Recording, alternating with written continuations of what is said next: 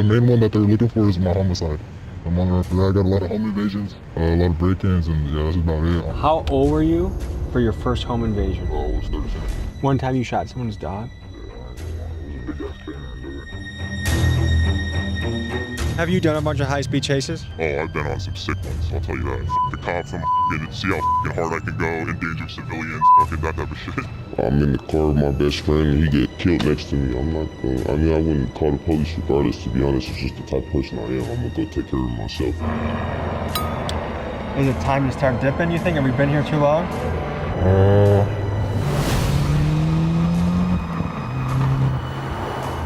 Today, we continue our series documenting the lives of fugitives on the run from the law. For this episode, we head to California to profile 4 outlaws evading capture. We meet Z, a teenager dodging a potential life sentence for dozens of home invasions, attempted murder, and more. Then there's S1000 Crash Out, a man who did high-speed chases for fun until one of them ended up with a police officer getting hit by his car. Next is AMG Thump, a man sentenced to 3 years in California State Prison, but decided he'd rather not do his bid. And finally, San Francisco rapper Ray Rizzle, who after being put on ankle monitor for what appears to be a weed and gun charge, he cut off the device and went on the run. Today, we dive into their world to better understand the life and mind of an outlaw. The first fugitive we meet today is AMG Thump. He's on the run for a few things, but most notably assault with a deadly weapon. He had me pull up to an Airbnb, which for some reason was sketching me out. So I walked into this knowing that it was likely that I'd be meeting a guy who was armed, dangerous, and with little to lose. Here's how it went. This is not what I was expecting. This looks like a little, what do they call it, a dwelling unit in California. What's going on? Good to meet you. You too, man. Welcome in, come on. What do you go by? Thump. Thump? I'm surprised to see an Airbnb. Hey, man. It's not my name. So you prefer this over hotels, motels? Oh, yeah. Yeah, because if I go to, like, say I go to the W or something, I stand out a little bit too much in there. And then say I go to Motel 6, sometimes the police will go by places like that and they'll check the guest list and check the names for warrants and stuff like that. Yeah, so I don't want to be nowhere where it's hot, you know? I'm trying to live my life like I'm still kind of normal. How long have you been on the run for? Right now, only 6 months. Okay, and what are you on the run for? 2 separate cases. One was a sales case. One was assault with a firearm. I signed deals on both of them, and then I kind of messed up my probation a little bit. She called me to check in, and that was a sign that she wanted to violate me, so I just went ahead and stopped checking in. So what is going through your head when you're on the run? You know, some days I wake up feeling normal. You know, I got a normal life going on at the same time. I got a kid, I got all type of normal shit going on. But at the same time, it's every day is a real situation because every time I see the boys get behind me, I don't have the option to pull over. What's up, fellas? I'm Tommy. Where are we right now? We're in the This is Z, and he's a level 99 crash out. I went into this meeting knowing that I was gonna meet a guy that excelled in home invasions and was dodging a potential murder case. And on the way there, I was wondering if this guy was laid back or an impulsive ticking time bomb, because by his rap sheet, it felt like I was about to meet the final boss of YNs. Here's how it went. So what are you on the run for? I have a lot of petitions right now, so a lot of open cases, but the main one that they're looking for is my homicide. I'm on the run for that. I got a lot of home invasions. A lot of break-ins, and yeah, that's about it. Armed robbery, stolen vehicles. It's pretty bad. How much time are you facing if they throw the book at you? They're trying to give me a juvenile life. So that's until I'm 25. Folks, the San Francisco Bay Area is a wild place. I put up my story last night looking for fugitives on the run, and I've got a lot of replies to go through. We're meeting up with one in about 15 minutes, and it's just one of those places, man, where like culturally, people are ready to cut their ankle monitor off and go for it. This is S1000 Crash Out. He's a high-speed specialist who, after hitting a police officer with his vehicle, his charges went from somewhat minor to putting himself on the list of his local violent fugitive task force. Here we learn how a guy facing 9 years plus moves and operates to avoid detection and still make money. What's up, man? Tommy. Nice to meet you. Nice to meet you. How are you? All right. Here, let's go talk by the car. So you're on the run. Yep. How long you been on the run for? Been on the run for about 2 years now. All from high-speed chases, evading cops, stuff like that. This is where it all began when I was like 15 years old when I first started out here. It all started from doing high-speed chases with we'd post meets here on Friday. We'd have our spots announced when everyone gets here at certain times so the cops wouldn't be informed. Right now I'm actually on the run from evading officers up in Sacramento County. It all started on my motorcycle. I was already on probation from down here. I got locked up from an incident where the police got me boxed in and I got basically. They boxed my car and I couldn't get out. I was basically in a cul-de-sac, all the CHP pulled in. There was no going on any curbs, there was no anything. So I basically was, they put me in handcuffs, threw me out of the car, broke the windows, everything. And then I was locked up down here for probably about 6 months. And then they gave me some stupid bullshit plea deal instead of doing 5 years in the state because I almost hit an officer. I clipped him with the quarter panel of the driver's side of the car, and it hit his leg, and he basically fell back and everything. So he probably said that it was more than it was, but I don't know.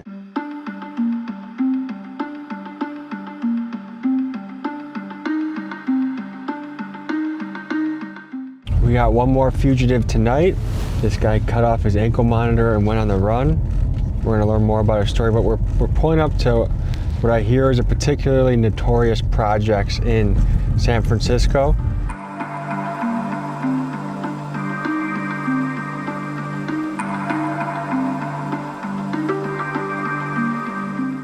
I hear you might be on the run. Yeah. This is Ray Rizzle. He's a San Francisco rapper that sounds like this. Fuck the police, some pussies don't wanna see me happy. They tryna take me down, I'm trying to take my family to Miami. Folks, Ray's battling a weed case on the East Coast and a gun case on the West Coast. And one day, he felt his best option was to cut off his ankle monitor, break probation, and he's been on the run ever since. Yeah. How long has that been for? I'm gonna keep it real, bro. It only been like 3 months. I'm kind of a short stopper right now. Describe those last 3 months. How has it been?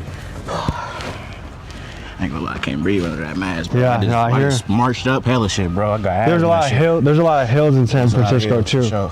Yeah. I ain't gonna lie, bro. This was a military base. Yeah. Yeah, that's what it was before public housing and shit, low income housing. Can you say what you're on the run for, allegedly? Man, bro. Shit, I'm on the run. Chopped the ankle off, I ain't gonna lie, but for good reasons though, bro. Like at the end of the day, I got played, bro. Like motherfucker played me, Pennsylvania, to put a warrant out for my arrest 4 days before I'm getting off their probation and shit, bro. You feel me? I've been on ankle monitor 16 months. A motherfucker want me to lose, bro. They want me to lose. Like the system want a nigga locked up, bro. I'm gonna keep it real. So you did a West Coast thing and an East Coast thing? Yeah, when I was 18, I caught a case. Yeah, when I was 18 out there on the road. I got a, what is it called? An extradition warrant. So they could bring you to Pennsylvania? Yeah. So you would serve time here, then go over there? Yeah, but the thing is, bro, they slime me out. Like, they've been asking my PO for good progress reports. My PO been giving them. And it's like, they gonna put a warrant on my arrest 4 days before I was getting off their probation. And drop the case. They slime me out. Hey guys, remember that app from the beginning? We played it, made some money, got the guy some drinks, so make sure you check it out. Links in the description. Is this your first prison stint? Yeah. What held you back from just saying, okay, I'm gonna eat it at 3 years now rather than add on to it later? Man, I feel like I'm young and like right now is my time to make a mark and figure out who I am and do my thing. And my son is still young and I feel like I want to be there to raise him up. And I know 3 years isn't that long, but that's a long time for me. I'm an active father and stuff like that, so it's important that I'm there for my son. And I feel like if I gotta do the 3 years regardless, I might as well push it off a little bit. How important is it to have a woman with you on the run? Oh man, Is she also on the run? yeah. Also in the Airbnb was Thump's girlfriend, who also happened to be on the run. And due to a few situations going on in her life, she was not able to be on camera with Thump. And what for? She had her case. She was in county jail. She signed for her time, but then you go back for final sentencing. So at that court date where she signed her time, they asked that she get bail before her mom was sick or something like that. They asked that she get bail so she could go see her mom before she go and do her prison term. They granted her bail, she bailed out, and then she never went to go final sentencing. Like, so you're not held in jail, so you bailed out. Right. Is California a 10% state? Yeah. Okay, and do you remember what your bail was? The bail was $50K, so I put it $5,000.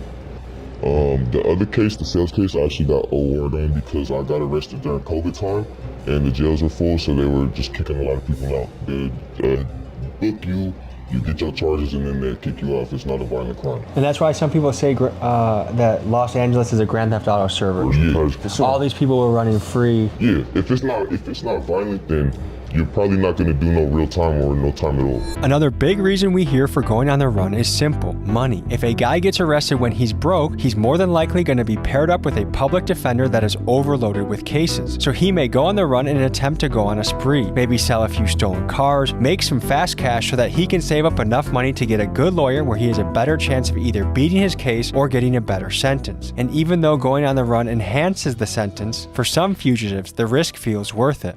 Can you tell us the alleged situation that led to your case, assault with a deadly weapon? Just some bullshit. An argument that had ensued between a family member of mine and a neighbor. They knew I had a firearm on me, so they called the police and said that I upped it on them. But if I upped it on them, I would have, done my thing. So the police took their word for it. It was witnesses and stuff that said I didn't. You feel me? They said I did brandish the weapon, cause I was holding the backpack, but I never put the weapon out. It shouldn't have been assault with a firearm in the first place. It really should have been brandishing. What happened recently? Well, it was really fucked up. They baited us.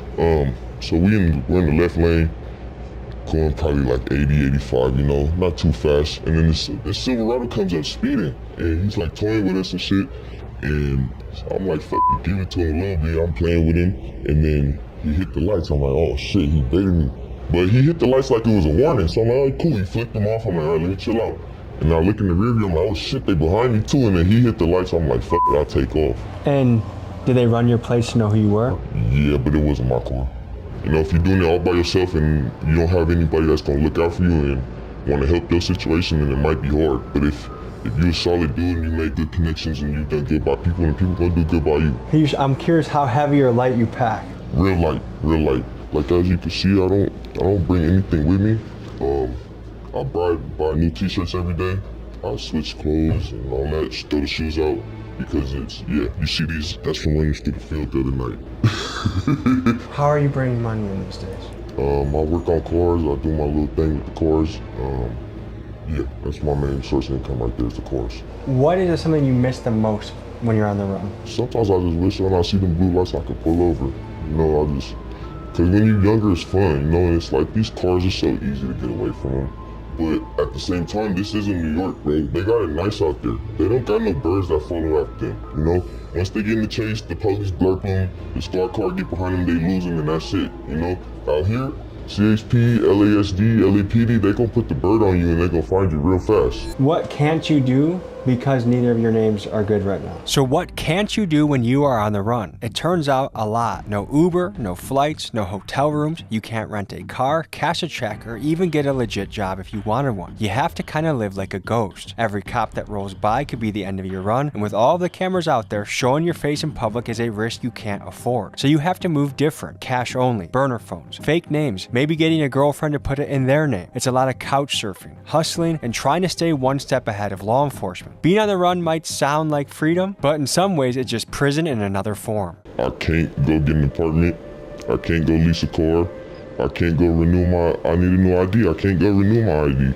I can't go to my son's school and say what's up if I want to. My son is everything, bro, so that's what I do it for. So how often are you skipping from town to town? It's really like an intuition thing. I'll kind of get a feeling and be like, we gotta bounce out, sometimes I'll post up somewhere in the town for like a month, and I'll be like, oh, it's cool right here. And then you don't want to be there too long though, because it's like, when we got cars, we got flashy cars, and I stand out in certain places we go to, I'm not like a regular type of person. So in the last 6 months you've been on the run, yeah. How many different places do you feel like you've slept in? Probably like at least 50 to 60. It's very stressful. Do you wish for a home base in the future? Man, that's what I wanted since I was a kid. Have you been in a lot of moving situations since a kid? Yeah. You moved a lot as a kid? Yeah. So would you say, even from childhood, your life was relatively chaotic? Yeah, homeless a lot and stuff like that. What was your childhood like? My mom was just a single mom. She was a waitress. And she did all right with tips and stuff. But as I started to get older, and I think not having a father played a big role in me acting out, and my mom didn't really know how to deal with it, I started to realize mom works late. If I would have had a more stable household, things would have been a lot different for me, Yeah, life could have been a lot different if I would have had guidance and structure and a routine. That's fucked up. Yeah. That is fucked up. No, I started to realize that once I had my own son. I'm like, that's fucked up. While we were chilling with Thump, he pulled up a YouTube video that showed one of the recent encounters he and his girlfriend had with law enforcement. What we're about to see is a high-speed chase that ended in their arrest, and this incident happened shortly before they had to go on the run. Yeah, so we got blurred. We ran. We probably going like 130 right there. They hit us with a spike strip. We went up into the canyons. We lost gas and then we wrecked out. So what's going through your mind right now and what's happening? Oh man, I'm just like, fuck, bro. It's over with. It's gonna be a bad night. So this is before or after you were on the run? This is right before. Yeah, this is right before. You were driving or not? Nah, she was driving. Is she good at driving? Yeah, she could drive, bro. Yeah, so I keep it real simple, bro. I keep my weed with me. I gotta stay hard. Feel me? Good water, keep it healthy and shit like that. When it comes to my clothing and apparel, I switch out the t-shirt every day. I keep a pro clip or something like that if I want to get flying. I got a storage unit. You know, I pull up to my storage unit, swap out my clothes, fix the wardrobe up, and get fly for the day. But other than that, I keep it real simple. I don't carry a lot of bags with me or nothing because I gotta be ready to go. If the time comes and I gotta go, I'm gonna go. And I don't want to be like looking around for this, that, and the other. And I end up going to jail for some stuff. I don't know if it'll ever not be intriguing to me, understanding why some people make the choices they do to sacrifice so much. I really can't think of many things worth living in a cage for. There is something to be said about adrenaline. And you can get it a lot of ways, whether you're a Navy SEAL or a skydiver, a home invader. That is a crazy level of adrenaline. So I can see why there's an addiction there. But I guess piecing together some of these stories, I would guess across the board, a lack of a really stable father figure will be a consistent variable in a lot of these stories. I don't think we should underestimate that. Home invasions. Allegedly, how many are we talking?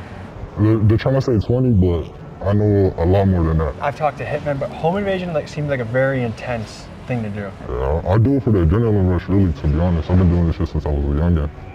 What's your mission when you do a home invasion? Shit, trying to come up on gold, on money, on safes.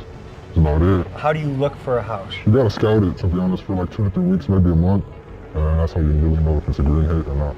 And the biggest job you ever did, what was the reward you got from it? Like 600 G's and a lot of gold. $600,000? Yeah, it was an Asian house. What did you do with $600,000? It wasn't all mine necessarily because I was with a couple people, so we split it down. Family, we just chilled. We didn't post nothing, that's how we get caught. We didn't flash it, we just stay to ourselves. Had you ever gone into a house where they were there? Yes, actually. Family left, but I guess their son was still there. We ran up in there, seen the son, we ran out. Because you feel me? I got morals and respect, and I wouldn't do nothing crazy like that in front of a little kid. He was a little kid. So what would you say motivates you when you're doing something as crazy as home invasion? Shit, when I see my big cousin do it, I ain't gonna lie, he had all this money, I'm like, fuck, nigga, I need to eat too. And what makes you say I'm gonna eat this way versus, I don't know, a warehouse job or a truck driver or a banker? Because to be honest, like, I could make someone's yearly salary off just one play, and I do this shit for a living, bro. I don't know why. Like, I have so much money, I'm still here. What was your childhood like? To be honest, my pops was locked up my whole life, bro. He just passed away like 2 years ago, but yeah, shit was locked up my whole life. I had him around for like 2-3 years. It says that my mom has been raising me. I live with my mom and my grandma, and shit, I've just been around since. What was your dad in prison for? Same shit I'm doing. Now, there's some people that would say, hey, it's not your fault. It's, your dad wasn't in the picture. That's why things went wrong. It's the parents. Like, what would you say to that? No. My mom never raised me like this, to be honest. That's why I feel so bad for her. I mean, we be going into it sometimes, but nah, this ain't how she raised me. Do you feel like you grew up too fast? Yeah. Like, at what age did you hop off the porch? When I was like 11. 10? Damn. If you could just wave a magic wand and everything would go back to normal, would you get a 9 to 5 and do things by the book?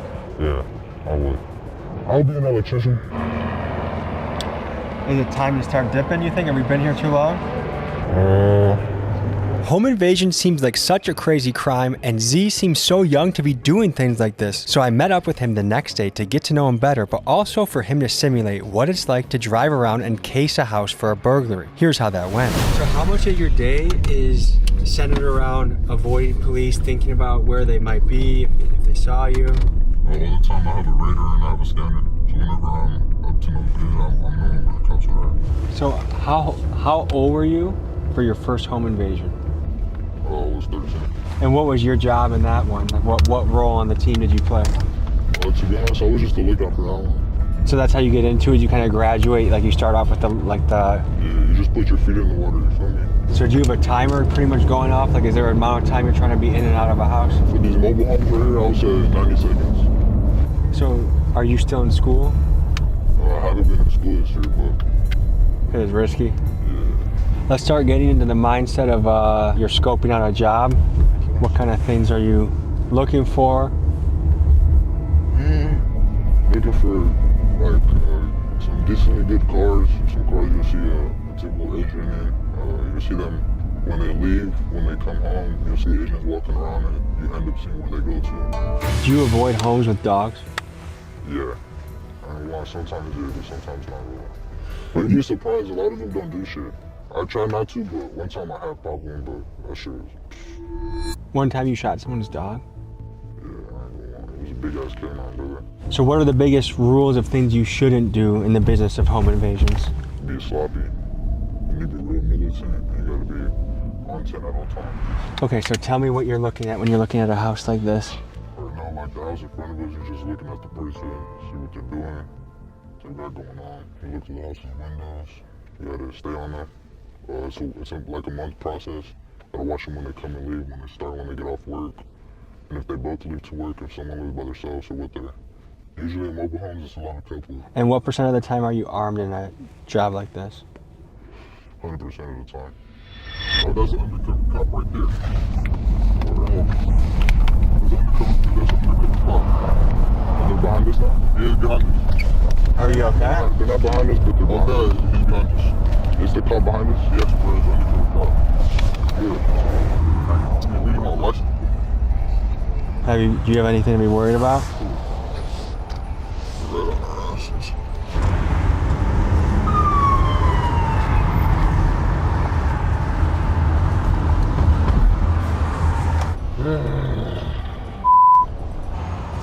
Hey boss. What's up, dude? The reason that we stopped you is you don't have a front plate. And My front face right here. correct. It needs to be affixed to the front bumper. I'm not just hopping out. That way we don't get smoked by a Oh, cold. my brother, like it. Alright, you want to go, sir? It's a lawful order? Yes, sir. Holy shit.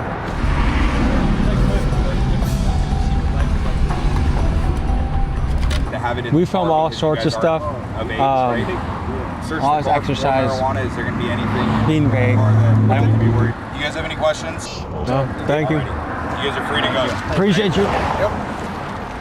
That was, so how did they not find who you are? Said a whole different name, a whole different birthday. I ain't gonna lie, I slipped up on my birthday. I was like, I told him my age. I was like, oh shit, wait, nah, I'm about to be. I was like, oh, look, after that, I locked in. Was it a name they could actually look up, or is it because you're a juvenile that you're not in the system? No, they look up the names. They write our names down and they look them up and search them up in the system. Usually if you're a juvenile. So how does it work giving them a fake name? They just look it up and hopefully nothing comes back. Because someone could have that name, someone could have a record and it f***s me over, but I'd rather say someone else's than mine 100% of the time. But anyways, getting pulled over sketched me out. So I left the area from Z and I went to go meet S1000 Crash Out to hear about his encounters with both local police and federal law enforcement. So I'll tell you right now, I was up at my house, at my mother's house. I was trying to just enjoy a little family time with them, and the U.S. Marshal showed up at their house. There's probably at least 10 cop cars outside the house. She lives in the water, so I was able to hide in the water in the backyard under the dock, like put myself under the water and basically swim under my neighbor's docks to like hide in the back. It's kind of interesting. How scared were you when you saw U.S. Marshals at your house? Honestly, it was like, got my blood going and adrenaline. Honestly, kind of was like, I did this. This is like, I caused this shit. And I was, honestly, was kind of hyped, to be honest, but I was scared that I was going to get caught because I don't want to spend any more time. Like, if I get caught, I'm When was the last time they tried hitting you? Last time I was up actually in Livermore, if you know where that is. I was trying to make a car deal, trying to sell a car, and the person that I was selling the car to on Marketplace was a Fed. So they have their eyes on you. Yeah, for sure. Do you think they knew it was you on Facebook Marketplace? They kind of be looking at my like postings and stuff like that. I think they're like trying to get on my shit, but I always be getting different burner phones all the time with different cell services, so I'd be switching it all the time. Have you done a bunch of high-speed chases? Oh, I've been on some sick ones, I'll tell you that. Like, How many would you guess? over probably 50 of them. Fuck the cops, I'm gonna see how hard I can go, endanger civilians, fucking that type of shit. You want to endanger civilians? I'm gonna be honest, the cops, they'll stop chasing you if they see how reckless you are swimming through traffic, going through the gutter lanes, going around cars, going through red lights, going oncoming. They honestly, down here, they stop chasing if they see that. So the more menacing you drive, the easier it is to get away. 100%. How often are you switching phones? I switch phones pretty much every other couple weeks, I'm gonna be honest. I like getting new iPhones, I like getting new shit, so it's kind of cool just getting a new color phone. Like right now, I'm rocking a pink one. I had all the colors of the iPhone 16 so far, so it's kind of dope. What motivates you? Just the thrill, the adrenaline, honestly. Do you feel like it's worth it, what you've done, compared to what you're looking at for doing 9 years? For other people, no, it's not worth it. Like, I wouldn't even be getting into the type of shit that I'm doing. For me, it's worth it for staying out of jail. I'm not going back for mine. At the end of the day, I'd cut to Mexico and go live over there if I have to. Have you ever gone to Mexico and lived there for a while? I've been there for a good amount of time. How is it laying low in Mexico? If you keep your head low and you know the right people, I know people that have houses there and stuff like that, kind of just chill at the villa, just sit at the pool, just relax. I honestly wouldn't poke your head around in any shit over there. It's fucking dangerous and messy. Are you familiar with Prop 47? I'm not. Let's educate people back home on what Prop 47 is. In 2014, California passed Prop 47, a bill that downgraded felonious crimes to misdemeanors. Most notably that if you stole anything under $950, it was no longer a felony. And this prop was supposedly with good intentions, to stop overcrowding prisons and to spend the savings on rehab and mental health. But many citizens and business owners say that this initiative backfired, that repeat offenders started hitting stores again and again and again, knowing that the penalties were light. So 10 years later, California voters swung back the pendulum with Prop 36, which brought back felonies for serial thieves and hard drug possession. And what we're seeing is sort of a whack-a-mole experiment, where when you hammer one problem down, another one pops up. But Californians feel this time, at least, that Prop 36 favors the citizen over the criminal, whereas Prop 47 seemingly did the opposite. Why is it worth it that you have a fancy watch to put a family of 5 in danger on the highway? It's not really worth it, to be honest with you, man. I'm just doing it to stay out of jail at this point. I started when I was a kid. I just got into it because I was into the thrill and everything. At this point, just keeping myself out of the slammer. Do you have any regret? Like, if you could go back in time, would you change anything? Oh, 100%, dude. I look at my friends that are working at like fucking nice desk jobs. They're making hella money there. They got a family, they got kids, they got a wife. Yeah, I would change it. 100%. What are you missing out on because of your legal situation? I can't do normal stuff like a normal person, you know? Like, I gotta lay low, I gotta duck my head when I'm going places. I can't get pulled over by an officer. They pull me over, the car's getting impounded, I'm getting taken to jail.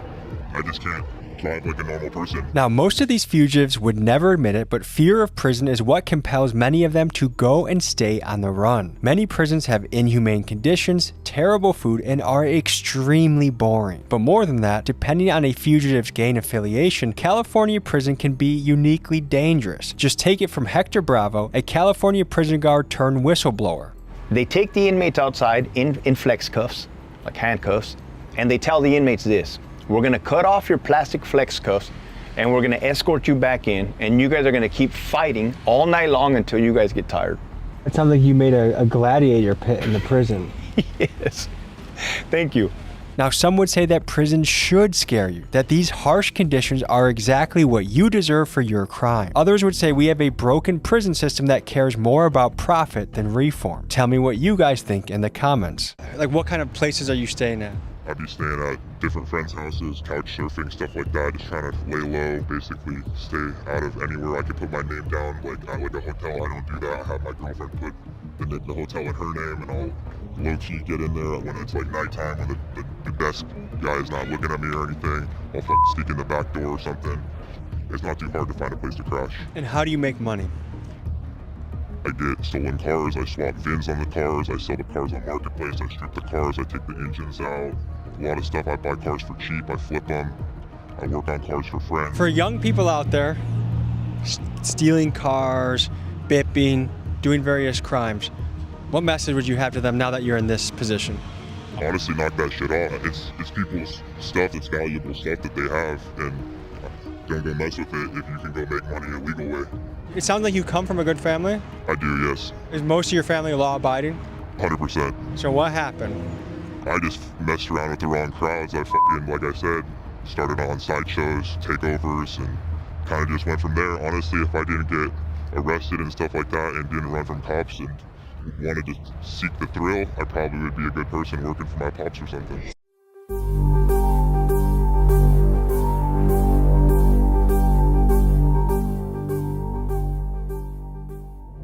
So in the last 3 months, is there anything you've had to give up? Is there anything that you've had to do differently? Bro, I'm gonna keep it real. Being on the run sucks, bro. It's all types of shit that you missing out on, especially as an artist, bro. Like, What are some of the biggest things you feel like you've missed out on because you've been on the run? money, like on some legal shit, you feel me? Opportunities, like real shit, bro. Like I told you, I can't even get on a flyer, bro, to go do a show. They're gonna be knocking at the door. They're gonna be trying to run me down on stage, bro. Do you feel like you were building momentum in a good direction? Yeah, bro, I was about to get off the ankle monitor and all types of shit. It was finna be my turn, you feel me? And they straight knocked that down. Like the day after I was supposed to get off their probation, she was supposed to be telling me, hey, good job, you did it. I called, she talking about I got bad news. Fuck. And how quickly from getting that phone call did you decide to cut your ankle monitor off? I'm gonna keep it real, bro. Took me about 10, 15. I'm gonna keep it all the way 100. Is there a lot of family? I thought for that 10, 15. I called folks and, you feel me, try to get, you know, by the end of the day, it's my decision. That's what everybody told me was my decision, bro. But I had to make a quick decision, bro. Like, at the end of the day, I was doing so good, you feel me? So do you feel like it's harder to move in a positive direction now? Hell yeah, bro. I know at any given moment, bro, if them people get behind me, it's a big chance that I'm going down. You feel me? So right now, like it's hard. You can't book a plane ticket. You can't book a hotel. Can't get something in your name, a car, a house in your name. Bro, none of that shit, bro. None of that shit. Like real shit. Like, and that be where they trying to catch you at, bro, in your car. So a lot of people might be picturing like, okay, on the run, like there's a lot of action happening throughout a day, but is a lot of your day just kind of sitting in a room looking out the window? It be days like that. Yeah. I ain't gonna lie, it been days like that for sure. It done been days where a nigga in the crib damn near kind of depressed, bro. Are you able to say what the case in Pennsylvania is regarding, allegedly? Shit, bro, it was a weed case. A weed case? It was a weed case, bro. G.O.D. Pennsylvania, that shit illegal out there, bro, so they not playing. I thought you were gonna say murder or something. A weed case? Bro. Fuck nah, bro. I feel like case, like usually I don't say case, bro. Usually I don't say free my guy, but if it's truly a weed case, I said free my guy. Thank you, bro. So did you grow up here? Yeah, I grew up here, bro. So what was childhood like? Tell me about your family. What was it like? I ain't gonna lie, bro. It was lit out here. My auntie was pretty strict on me, feel me? So it was real dangerous out here, bro. So I really couldn't even, I really couldn't even get through the trenches like that for real to a certain age. Like auntie wasn't playing. It was real shit, real grown man shit going on around this motherfucker for real. Like, yeah, my auntie raised me.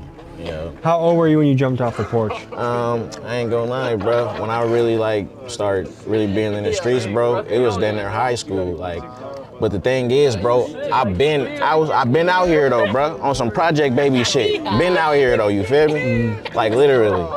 But most of these people don't even live right here. They just ain't boarded up yet. So this one's empty right here? Yeah, this one empty. What does that make you think to see that? This shit's sad sometimes, bro. This shit's sad, bro. Like, it hurt to see this shit getting knocked down. It's the old crib.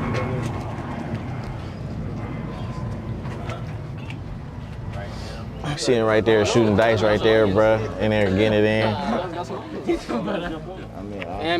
Yeah. Up and down.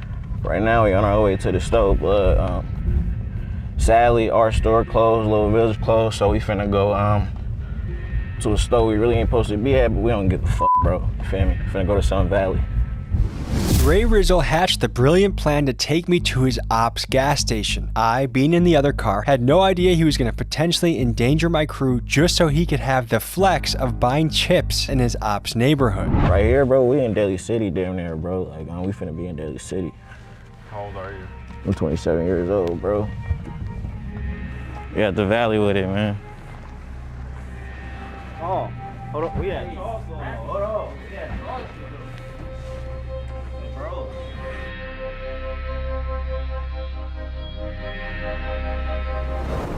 I'm always on my 10. Real shit, I'm always on my 10, you feel me? I'm always looking, bro. I'm always on my 10 everywhere I go. You good, bro. You see, bro, we gonna hold y'all down, bro. We gonna hold y'all down, bro. Don't trip. We good. It wasn't until I saw everyone taking out their phones and talking shit on Instagram that I realized I needed to get us out of here so that we wouldn't die in the world's most pointless drive-by. So they told us after we got there, and after guys were posting on Instagram, like I knew something was going on because everyone was filming themselves being like, we're out here. I guess that was their ops. This is the classic situation of, no, you're good because you're with us. No, me and the entire team's life is in danger because of your decision making. I guess if he's truly getting popped for a weed charge, I just can't picture that a weed charge is extraditing you across the country. That's something feels like it's missing from that story. Yeah. All right, folks, this has been a look at the life of different fugitives in California, how they live, how they operate, how they think. Thank you for tuning in. See you guys next week. Peace.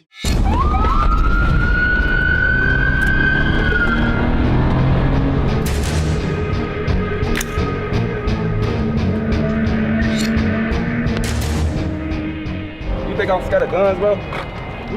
I'm not scared of no gun, bro. You got in my face, nigga. They just shot because they saw Schindler and Tommy and them standing outside. Keep your hands up, exit the car! Is it hard recruiting new officers nowadays? It is. The field has just become very unpopular. What do we got going on right here? Public intox and disorderly conduct. I'll be right out in the morning. What's up, Sarge? Suck ass nigga. As soon as I take these handcuffs out, when he takes those cuffs out, when I take these handcuffs. Holy motherfucker. Yeah, somebody gonna have to pay. I don't care what. Yeah, somebody gonna pay. Today we look into one of America's most deadly and controversial professions, policing. And in this post-George Floyd era, police have been under incredible scrutiny. And as a result, filming with the police is a lot harder than it used to be in the days of good old-fashioned cops episodes. However, we seem to be entering a new era. Police have gotten a lot of bad press over the last few years, and what I'm noticing is some departments have begun to try and shift the narrative by recording and broadcasting off their own social media platforms, or they invite independent news like me in. And today, we head to East Chicago, an Indiana town located somewhere between gangster ghost town Gary and Dalton, Illinois, where our dear friend Tiffany Henyard is. And for those not familiar with this place, crimegrade.org gives the city a D- for overall crime and an F for violent crime. We'll see if that's true. And in East Chicago, Chief Rivera gives us unprecedented access where we see a range of wild situations. Uncomfortable domestic violence calls, we respond to the scenes of shots fired, we witness heated interactions with civilians, and we see people get processed and thrown in jail. We have laughs, we have controversial discussions, and blood-pumping moments. Folks, let's head to East Chicago. Folks, there's a video I can't release because it's pending court case, but it's a base jumper video we did that is absolutely insane. One of my favorite pieces of all time. It looks like this. 3, 2, 1. Looks like we're surrounded by cops. We're at a police drone. They're gonna jump and then we're gonna see what happens after this. We're professional base jumpers. If you want to be the first to see it weeks in advance, join the Patreon and see that and much, much more. Link is in pinned comments. And now, guys, to the video.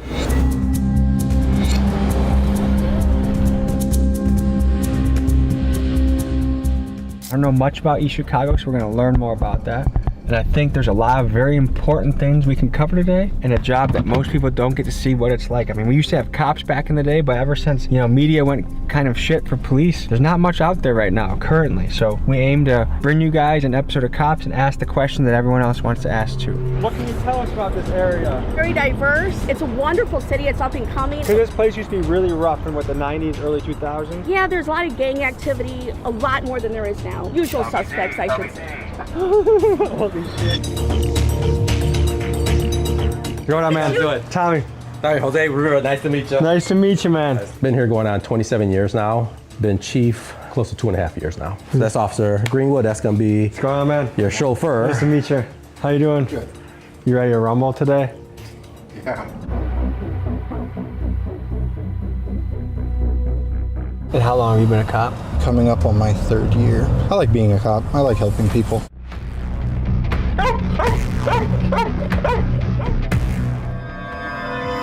The way that they are. Holy fucker. Through. You just went through a stop sign. Yeah. There were no cars. LCJ, mileage 458. Right in front of you, two rolling, two. I know. See, no. He just did what you did. You can't get him for that. No, I can't. You You pulling him over? Mm-hmm. Holy motherfucker. 4900 Todd. I may have a traffic stop, 4800 block of Alexander. Advise I'm ready for plate. So the reason for the stop, you're rolling all the stop signs, man.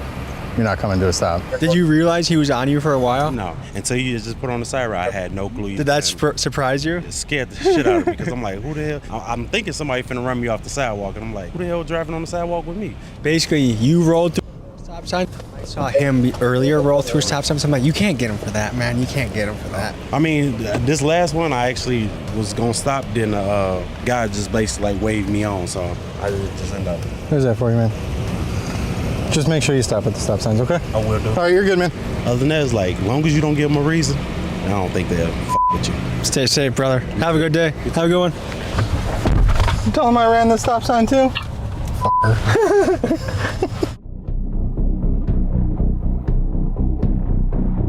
Since 2020, I believe, a reduction in police contact with civilians. So they're less likely to stop, they're less likely to engage. What do you make of those numbers? I think more cops are scared of a lawsuit now. I think you get the maniacs that are, say, ACAB, and you get the maniacs that are always like, Blue Lives Matter, it's always the police are right. So you get the two extremes. Oh, yeah, no. When in reality, it's a case-by-case basis. Yeah. Is there a cop case in recent history that you feel like the cop was actually in the wrong? That one recently in Illinois. What happened? With that woman in the boiling pot. Oh, they shot her in her house, right? Yeah. If the cop goes away to jail, you're like, justice served. Yeah, that was unjustified.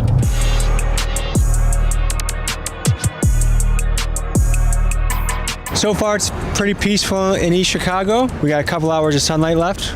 We'll see what happens. I got a couple questions from Instagram coming in, okay? Oh, okay. Why are they so understaffed? No one wants to be the police anymore. Why is that? It's too dangerous. You think it's a scary job? Oh, yeah. Hell yeah, it's scary. Scary as hell every day. Is it hard recruiting new officers nowadays? It is, but I think a lot of that has to do with the colleges. In the past, I believe the criminal justice programs in the colleges were positive, and now they're starting to show all the negative stuff.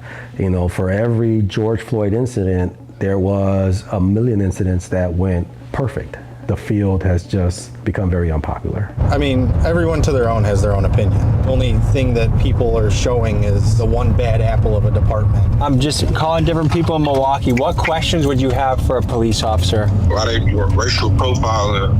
Motherfuckers that got tits. I can't see who's in that car. All I know is the state mandates a certain percent. Okay, I told him that if he ever tried becoming a police officer in Milwaukee, that we'd do the speed on him. Oh, definitely. On my mama.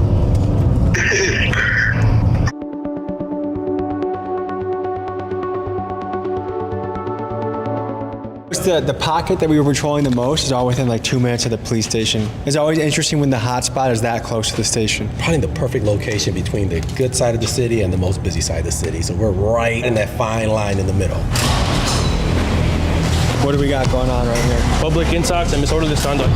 Get out. Come on. I get out on my own. I don't need nobody to touch me. I'm compliant. Look at this property right now. Come on, let's go. That's what I'm doing, right? Don't touch me. I'll be right out in the morning. What's up, Sarge?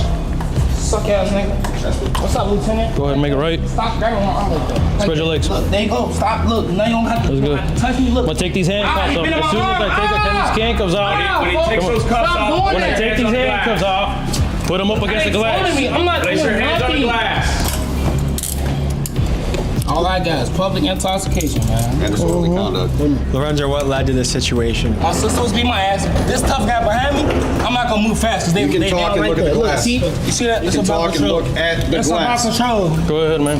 Look at him. Look at him. Look at him. I'm gonna get a lawsuit. Stop blocking your muscles, man. Look, Bro, what? Look, I'm gonna get a Lock it lawsuit. up. Stop resisting. Look. Switch sides here. Look, Sarge, I'm not doing nothing. Look, Sarge. I'm not doing nothing. So Lorenzo, was it kind of a family altercation that went too far? Come on. Yeah. Lorenzo, what's going through your head right now? I'm not even mad, bro, because I didn't do nothing. They locked me up for no reason. You're the one that called. Right. Like, what were you looking for them to do when they showed up? I expected them to arrest the people that I called the police on, but they wasn't trying to hear that. What's your general impression of the police? They cool. You feel me? I don't got nothing against the police. They abuse their authority sometimes. Do you think they were rough with you? It definitely was. How many drinks did you have? A lot.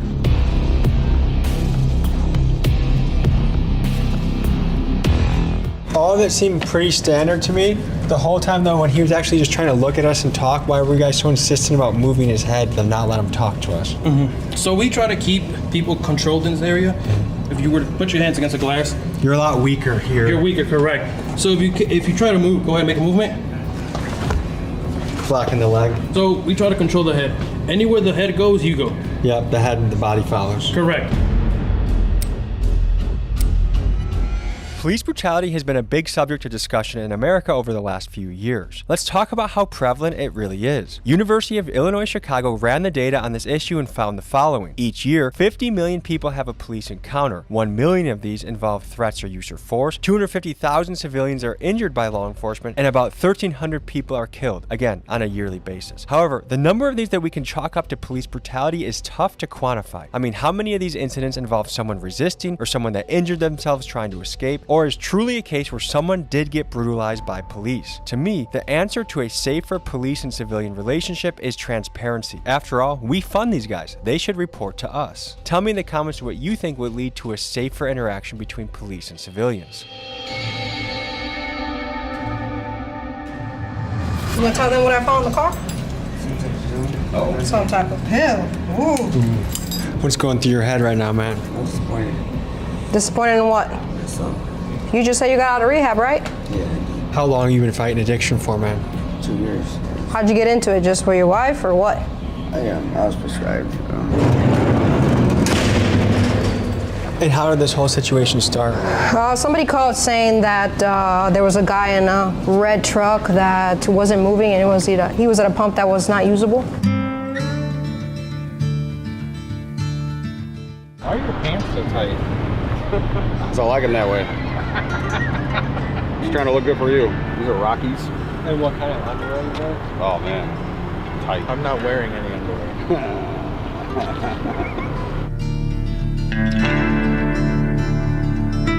You get nervous at all before a shift when you go out in the night?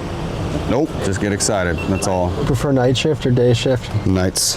Why is that? And I like DUIs, so the majority of my DUIs happen on night shift. Now what do you see up here? This guy's got no f***ing brake lights. Evening, how you doing, ma'am? Hello. Can I get your driver's license, please? I asked why you pulled me over. Yes, you have absolutely no brake lights. Not gonna write you a ticket for it. I'm just gonna check your driver's license and make sure everything's good to go. So tell me more about going after people for little shit, because some people would look at that and be like, why are you hassling them over a brake light? You ever heard of the broken window theory? Go after the little shit, hit it when it's little. Otherwise, you ignore the broken window turns into an abandoned building turns into a slum, slums turn into drug houses, whatever the hell you name it. Next thing you know, you got a big problem. Freddie Ortiz, I knew it. How you been, buddy? I've been okay, how you been? Where's Jennifer at? I don't know. You got anything on you right now before we search your backpack? No, my knife. What do you make of all these deodorants? He stole them, probably. He's a known narcotic user in our city. This yours? Wow. The shit we find. You're free to go, okay? Thank you. You got a hand sanitizer? I wish. I don't know why you... Oh, let me guess. You meet that guy a lot? In the last 3 months, I've probably dealt with him at least 4 or 5 times.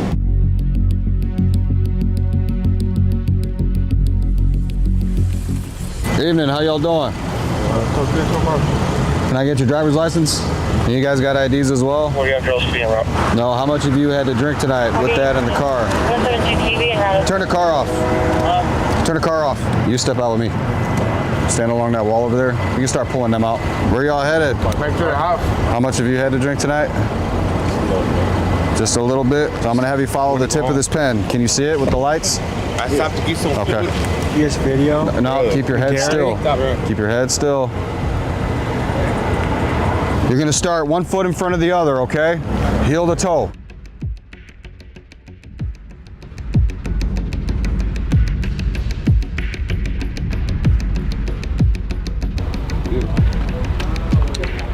All right, go ahead, turn around.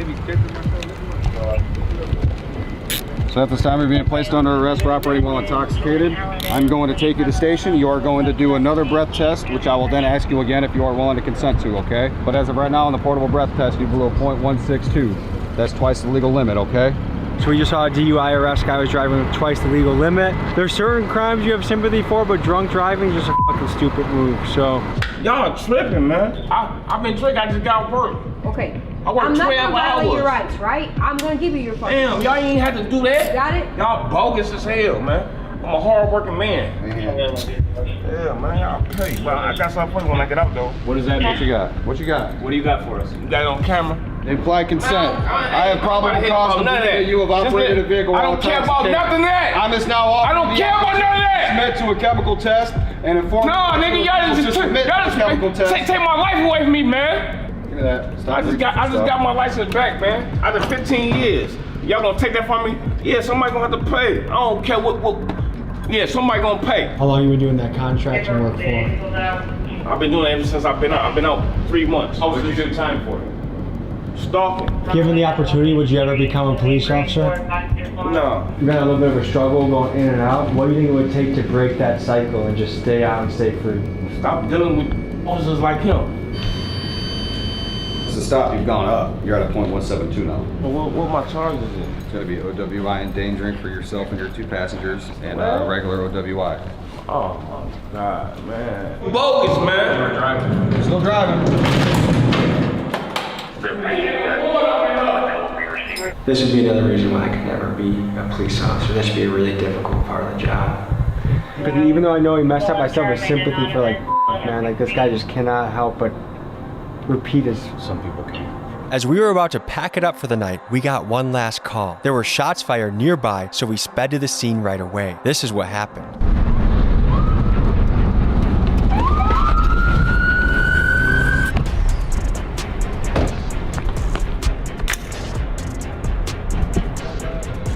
There's someone up there. You ain't hear nothing or what? I ain't heard nothing. 7 shots fired. We got the big guns out right now. We're looking. People are poking their heads out of their apartments, wondering what happened. Do you think that guy in the window noticed? Yeah.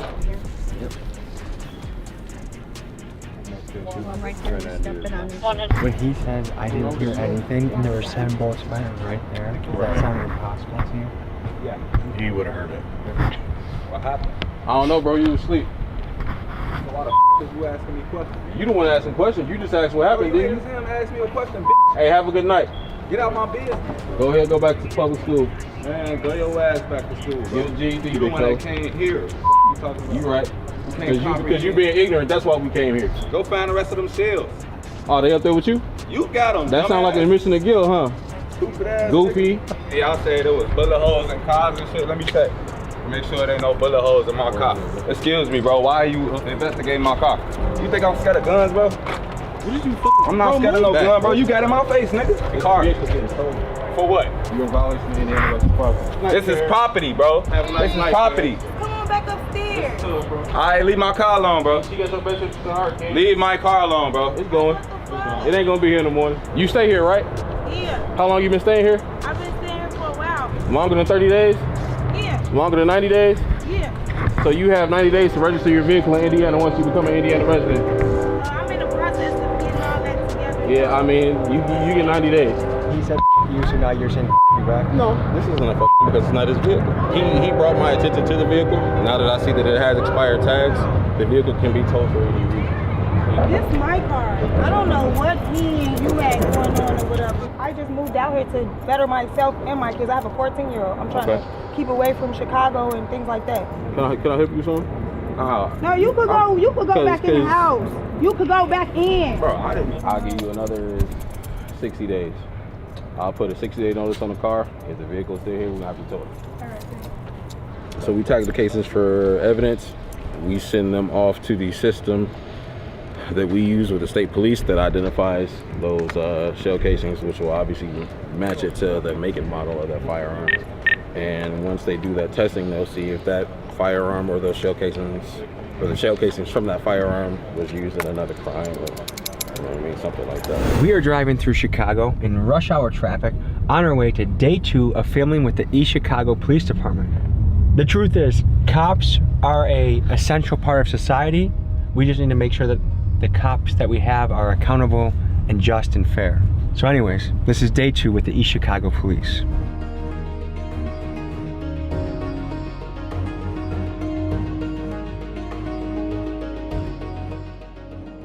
How's it going, man? What's going through your mind starting off a shift? I usually talk to guys when we get in, see what's going on throughout the day, what we've had, like what calls we've had. I know there's a shooting in Porter County. There was earlier today. Kind of go over stuff like that when we get in. How long you been doing this? I joined the military. I did law enforcement in the Coast Guard for 5 years, a little less than 5 years. Got out, went to the academy in 2016. So then I came here about 4 years ago. So I've been here for about 4 years. One thing I envy about this job is it seems like there's opportunity to build real brotherhood, where you just don't get that in a cubicle environment. No, yeah, no. And then on the other hand, it's a double-edged sword because it's like cops tend to only hang out with cops, where like other jobs, you know, I was a union carpenter for a little bit, you know, like a lot of those people can hang out with other professions, you know. Once you become a cop, a lot of people don't want to hang out with you anymore. You know what I mean? Especially with like the, you know, the climate a couple of years ago, after everything that was going on with like BLM movements and all the other things, like it really, the public interest, you know, the public perception of us really pulled back. You know, what was it like living through that? Like we always have people, you know, like yelling 12 or, you know, all the other stuff, you know, so nothing really changed. The people that didn't like us. People that did like us, they still liked us. You know, we still go to calls and answer them the same way. Folks, I do think police unfairly got the shit end of the stick in the media and to their reputation since the George Floyd era. They do a dangerous job that not many people would have the courage to do. So to me, the ACAB mentality that emerged was just plain stupid. I think we can all agree that pretty much any time you say everyone from a group is bad, you are gonna end up with a dumb and lazy way of thinking. However, I do think the BLM movement was right to point out that the police need to be held accountable. Everyone, including the police, should find that quite reasonable. To me, doctrines like qualified immunity are a bit scary, especially when it seems like this new administration in power is more okay with letting law enforcement do as they please without consequences. And for context, qualified immunity essentially means police officers would be shielded from personal liability on the job. People against qualified immunity believe this would set a dangerous precedent that would allow law enforcement to get away with things that they shouldn't. So I wanted to know what these police officers thought about policing in the post-George Floyd era. That's changed a lot. You know, people think that we were for what happened. No, we're against officers like that, and I think that video changed us, and I think for the worse. I think it went a little overboard though, because I think some politicians, their job isn't guaranteed, so they're gonna go a little overboard. That's where the defund movement came. That's where the riots started to come, a lot of the protesting, and that's where you started seeing the decline in applicants for police departments. But on the positive side, it changed training. It changed the way now you deal with people like that. It made departments more accountable now. Just because you're not the one using the force doesn't mean you can't be found guilty. You're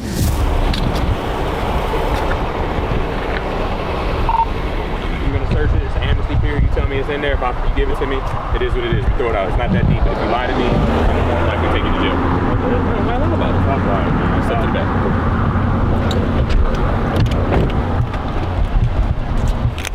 Hopefully it comes back clear balance. Set up for me. Yeah, like that. You're not supposed to be having that gun, bro. I was transporting from my house like that. I'm not even gonna lie to you. I hear you, but you know you're not supposed to have it, period. Yeah. Apparently, he's a felon, and he also has a current pending felony case. So obviously, he's not supposed to be in possession of a firearm.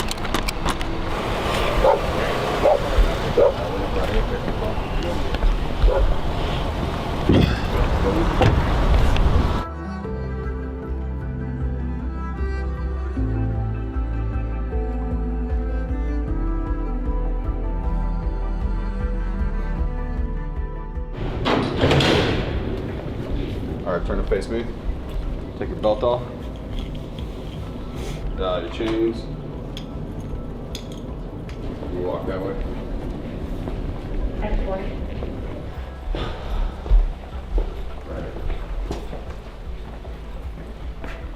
All right, bro, I'll bring it.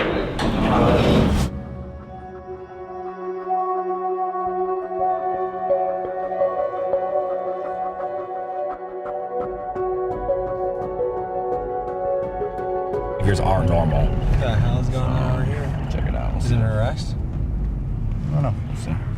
It is here. that a Venezuelan driver bought the car. The plate doesn't match the car. And Maybe bought a stolen car. the car, he bought the car. We might know the guys he bought it from. Hola, señor, ¿cómo está? Oh, bien, gracias. Bienvenidos a Estados Unidos. ¿Cómo siente sobre policía en América? Han sido respetuosos en cuanto a su trabajo.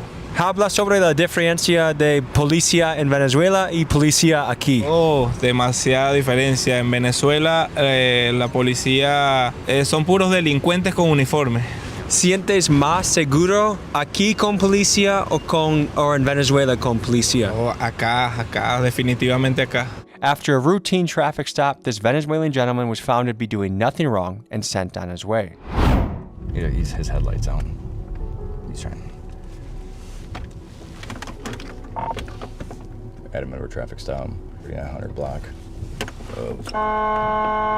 Dude, what are you doing? 3900 block of Alder. He's just trying to go about his day. I don't, what the f are you doing, bro? What's going on? With what? What do you mean with what? What happened? What do you mean what happened? You see me behind you and then you start backing up? You almost hit my car, bro. What do you mean? You thought I was parking with my blues on? You got a brake light out. Give me your license. Where you coming from, man? No, I was door dashing. Say again? I was door dashing. You're door dashing? Do you live here? You live across the street? Is that your mom or what? Say again? It's on the license. What do you mean it's on the license? What's going on? Why are you recording? You got any guns in the car, bro? You have no guns in the car? If you do, I mean, you can legally own them, right? I'm not trying to pinch you up. I'd rather know than not know. So do you have one? Yeah. Okay, listen, man. Hey, if you don't listen. Hey, okay, listen. I get I'm making you nervous. You're making me nervous, bro. Because you're backing up, bro, and I was getting nervous. I ain't here to try to pinch you up. Okay? If you're straight with me, I'm straight with you. Without reaching for, where is the gun? Is it on your person? Yeah, it's okay. Okay, so do me a favor. Put your hands on the wheel for me, okay? And just keep them there, okay? Okay. So what I'm gonna do, I'm gonna get the gun. It's in here. Yeah. Oh, that's pretty cool. Yeah, this one's.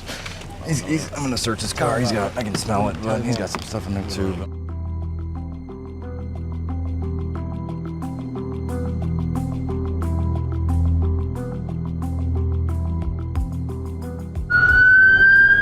Yeah.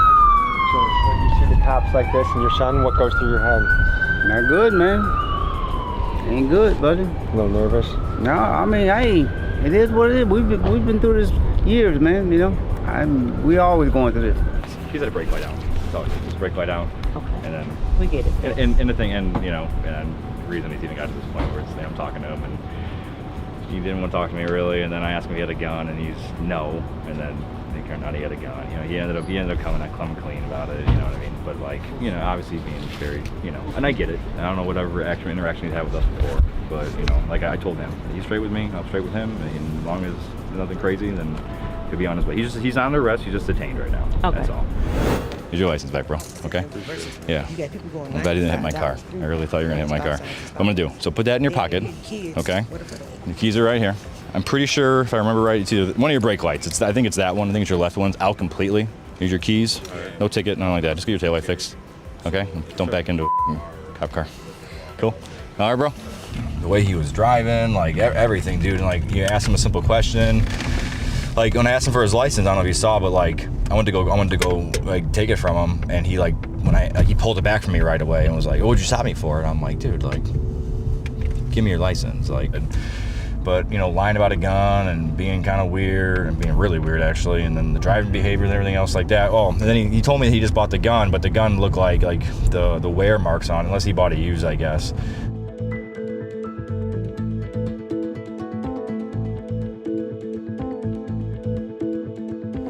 Adam Edward. This vehicle crashed into the concrete barrier.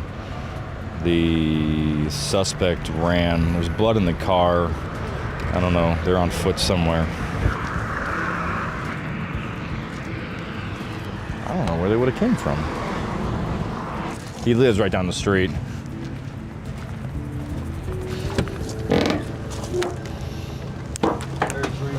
Oh yeah, they're fucked up. It is amazing that someone can be bleeding that bad walking down the street and no one really notices. And he probably has a head injury because he hit. I mean, I'm sure. Like you can see, there's one in the airbag.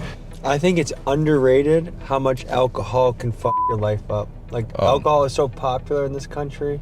Yep. But it contributes to a lot of issues we have, and especially probably from what you guys see. Yep. Oh man. Yeah. The amount of like even just violent, like where people want to resist or start shit with us, or like, you know, even just them like just screaming at us, or just like, you know, fighting with everything. Yeah. All over booze, bro.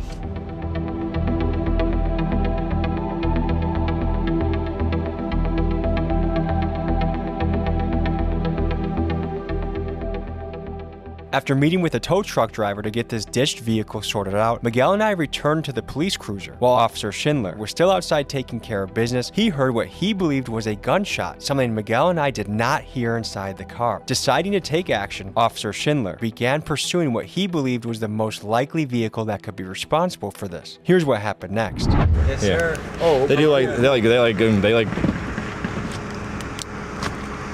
Those gunshots? Yes, sir. Oh, they sound like gunshots to me. Yeah. Not my phone dropping in the car. No, I think that car over there. Adam Edward, I got possible shots fired. The car that's... Car northbound on Indy, past the McShane. How many shots? I don't know, that's like an old guy, doesn't it? That must freak them out when the light gets shined in there. I don't. You're sure? Because I dropped my phone in the car. I don't know if you heard that. But it was like, dun. No, I heard it was like multiple shots. So. Driver! Exit the car with your hands up! Keep your hands up! Exit the car! Okay, take your seatbelt. Driver! Passenger, stay in the car! Take your seatbelt off and exit the car! Walk back to the sound of my voice! Keep coming! Stop! Stay there! Face away from me! Are there any firearms in the car? No. As you were just driving by me, okay, I heard multiple shots being fired off, and it sounded like they were coming from your vehicle, okay? That was the car who passed by us, sir. That was the other car that passed by you? Yeah. What do you mean? It was their car? Yeah, they were driving by when he hit the gas. That's what it did, the ta, ta, ta. So listen. This is so embarrassing. Why is it embarrassing? So embarrassing. And you see, I understand it, but honest to God, I mean, man, this is ridiculous. So listen to me, man. Okay, you're not in cuffs anymore, are you? I haven't been disrespectful. I understand that. I haven't been disrespectful to you. Correct. So listen. So I don't not believe you that it wasn't the other car. I get to you. me, this is just an embarrassment. That's to me. I get you. I know. Okay. I understand. So that's all I'm saying. So you're free to go. Okay. Thank you. Okay. Thank you, sir. Hey, dude, what? So you want that's fixing to get you locked up, dude. Calm down. He doesn't have to. Just like she can record, they can record. There ain't no reason for that, man. Come on. Folks, to be clear, this man was found to be entirely innocent of any wrongdoing and was simply picking up a pizza and driving his wife home from work. To me, this was a bit much. You guys have a job where a decision you have to make in a split second will be decided in a court where people have months and months to look over the information. What is that like? That's difficult because that's just one factor. We're also judged on social media by the public. When I got hired in '98, there was no such thing as social media. So when we made a mistake, your life wasn't exposed immediately within seconds of you making that life or death decision, right? Now, yeah, I feel for my officers because, like you said, they're in the moment. It could be dark, they got a call about shots fired, there's a guy with a gun, and they have to hurry up and decide their next course of action in a matter of seconds. At the same time, worried about their safety, the safety of the public. Is this the right guy? Is that a gun? All of this is happening in their head, and they're expected to make the right decision. So I feel bad for my officers on the streets because they're one mistake away from being judged on social media and losing their job and their freedom. All right, folks, this was a look into the East Chicago Police Department, what it's like, a day in the life as an officer, making moves. I'm very happy they invited me and interested to see what you guys thought of this. I can tell you this is a very difficult job. I wouldn't sign up for this job. the risk, the danger, the complications. Doing this in 2024 is a difficult thing. Hopefully we get to do this all around the country.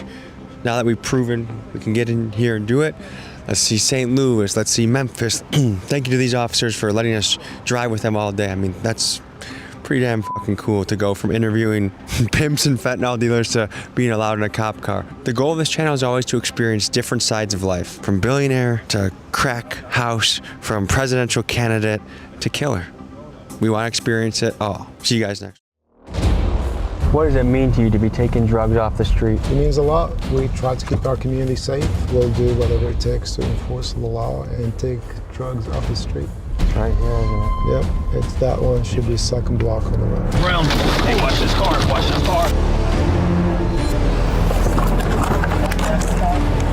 Sheriff's office, search warrant.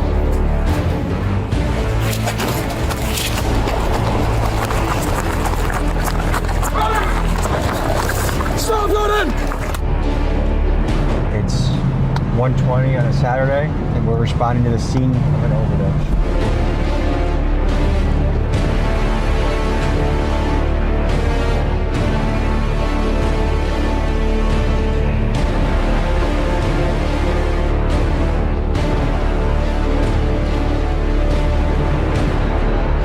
What you just witnessed was an operation from Jacksonville's undercover narcotics unit raiding the house of a suspected drug dealer. You also just saw a snippet of their overdose team investigating a drug-induced death to see if there's a drug dealer that they need to find and charge with a homicide. Currently, Jacksonville law enforcement is receiving nationwide attention for things like cutting their county's homicide rate in half over a 1-year period and employing state-of-the-art crime-fighting technology. For a few days, me and the boys embedded with Jacksonville Sheriff's Office to see their methods in action. This video is part 1 of a 3-part series we are releasing, with part 1 focusing on how Jacksonville fights drug-related crime, and for part 2 we will be on a night patrol with cops and K9 units, and for part 3 we will be looking into how their SWAT team and gang task force tackles murders and gang violence. This, folks, is unprecedented access that we are proud to bring to you. Let's get to it.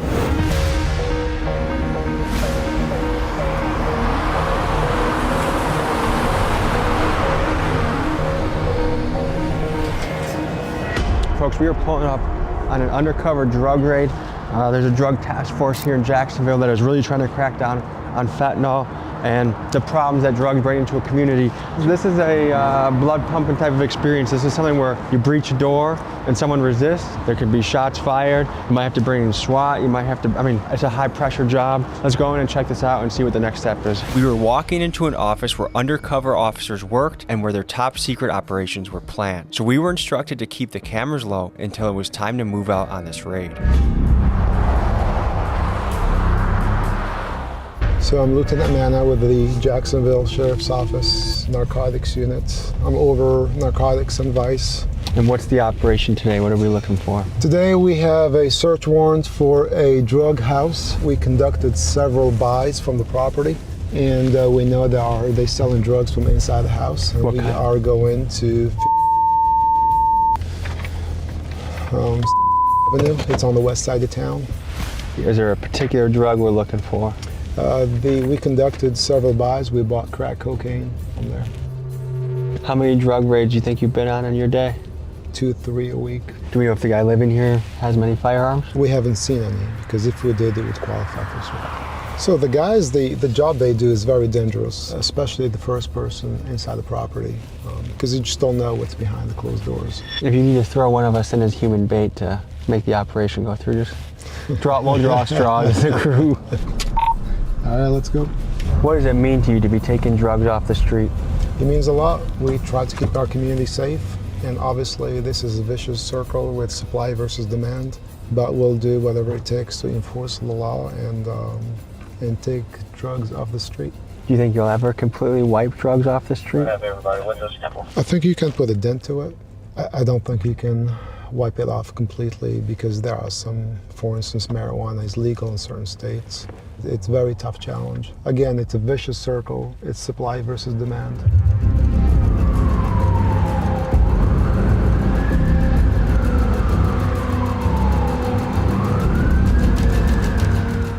Where's that guy going right there? He's going in? Yep, he's going to the door. All right. Okay, yep, we're gonna take him too. right here, isn't it? Yep, it's that one. Should be second block on the right. Door looks to towards brown. Hey, watch this car. Watch this car.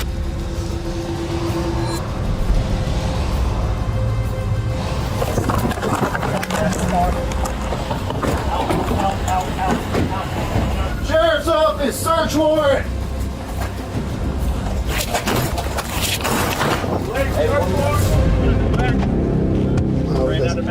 There's somebody running in the back door. I got two, gray jacket, black pants, another one. They're running, they ran out of the apartment complex.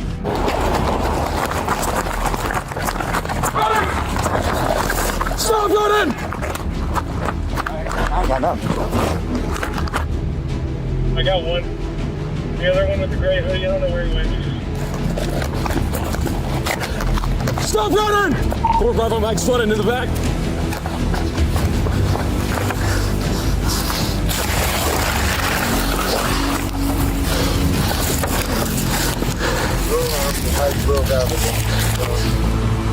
You got one of the page cars coming out of you on high road.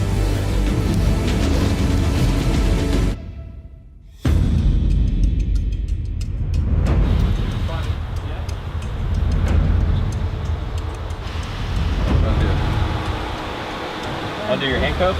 Like loosen. I can fit a finger in between there, buddy. That's kind of what we got to do.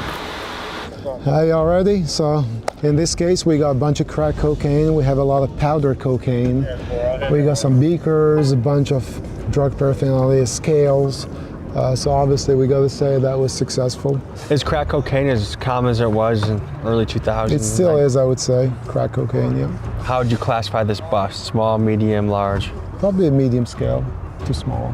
Small to medium. Yeah. How many people in custody? So far, 3. And obviously we have a baby now, so we're trying to get hold of the mother. Apparently she's at work, so she'll be coming back. What goes through your head when you see a baby inside one of those houses? You won't be the first. A lot of times, so we we hold the baby, we assist, and then what we do is trying to reunite the baby with the parents. And apparently that's the father, who's the mother's at work. Since the father is going to be arrested, then the mother will respond to take control of her child.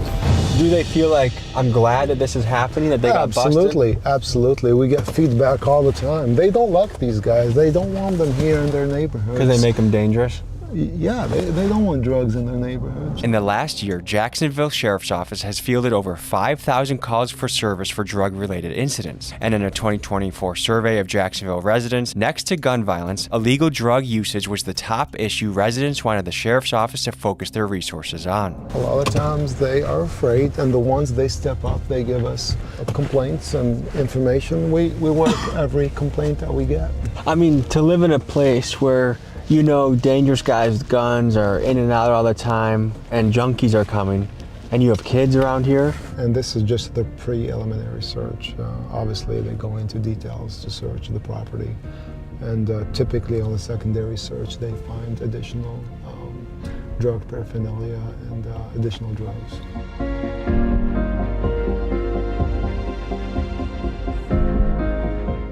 Our overdose deaths are down significantly year over year here.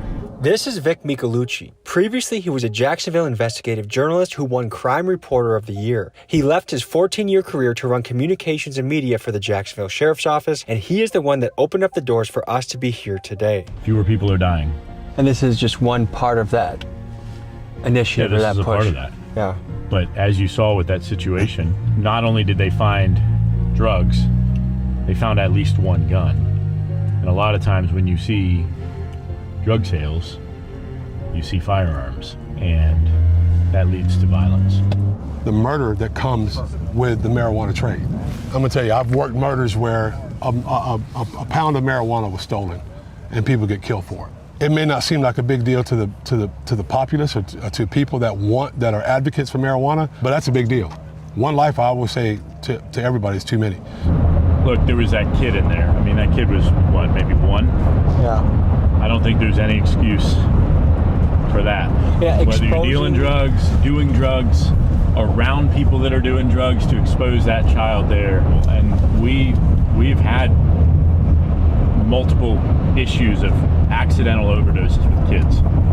And we've put that out, and thankfully, the most recent instances, our officers were able to save those kids. But imagine having to give Narcan to a 1-year-old. We just got to watch a successful raid take down an armed crack dealer, but Jacksonville's war on drugs has another side to it, the overdose task force. Whether we'd meet them this trip depended on one thing, an overdose happening while we were in town. Early Saturday afternoon, that call came in. So we've been on standby the 4 days we've been in Jacksonville for when an overdose happens, we're gonna get the call.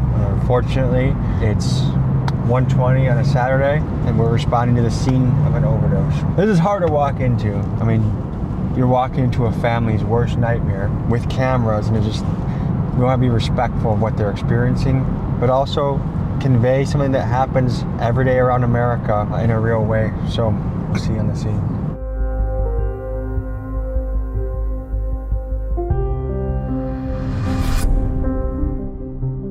Right now the victim is still present, so we're gonna allow you guys to come in, just kind of keep a distance.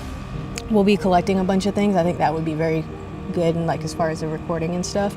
Who are you and what do you do? What's your role? So I am Sergeant Kay Cruz. I am with the Jacksonville Sheriff's Office. I'm a part of the Narcotics Overdose Death Investigations Unit. We are allowed to cross the threshold and film inside the Valley? Yeah. Just don't. We don't. have consent from the Yes. family? Yeah, and then that's also why I was speaking to the next of kin, because I didn't want her to be like, why is media here? So I was explaining to her the reasoning for you guys being here and like helping, produce information to give out to the public to hopefully prevent future overdoses for overdose awareness. As you enter a scene, what are you looking for? What are you gonna? So the very beginning of our investigation is the patrol response. Anytime patrol responds to a undetermined death, depending on the evidence on scene, determines what unit will come out to conduct the death investigation. The initial investigation, we're unable to determine what the actual cause of death is. When we respond to the scene, there's kind of two different investigations going on. You have your medical examiner's office investigation, and you also have your Jacksonville Sheriff's Office investigation. The medical examiner's office will do all the medical related stuff. So they're doing the toxicology, and they're actually going to determine the actual cause of death. We are conducting the Sheriff's Office investigation. So with any individual, or if an individual provides a controlled substance to an individual that is a substantial factor in their death, they can be held liable. And we know that, we're trying to figure that out? We're trying to figure that out. Again, very initial stages of the investigation. We're processing the scene with the crime scene unit. And also we're working with the medical examiner's office. We're collecting any evidence that may assist our investigation. What has you wearing a mask to the scene? We wear those to protect our identities because a lot of us work in an undercover capacity. So that's why we wear the mask, because we're out in the public. So we just try to conceal our identities from members of the public, because you never know if someone here at the scene provided drugs to the victim, or if any of these people could potentially be a suspect or a drug dealer for a case that we encounter later. Is it possible that you might find the dealer, you might do an undercover buy from the same dealer that sold here? Yes, it's possible. Because that way you're familiar with the case. Yes. Have you ever been in a sketchy situation? A lot of them. Explain one of them. I've been locked in hotel rooms with drug dealers before. Sometimes they'll do that to make sure like no one's coming in behind you, so you're in there with them trying to buy drugs, and they'll lock the doors behind you. They have guns on them. They have drugs there. There was a case in Miami recently where they made an undercover actually smoke fentanyl just to say that he wasn't an undercover. Did he pass away?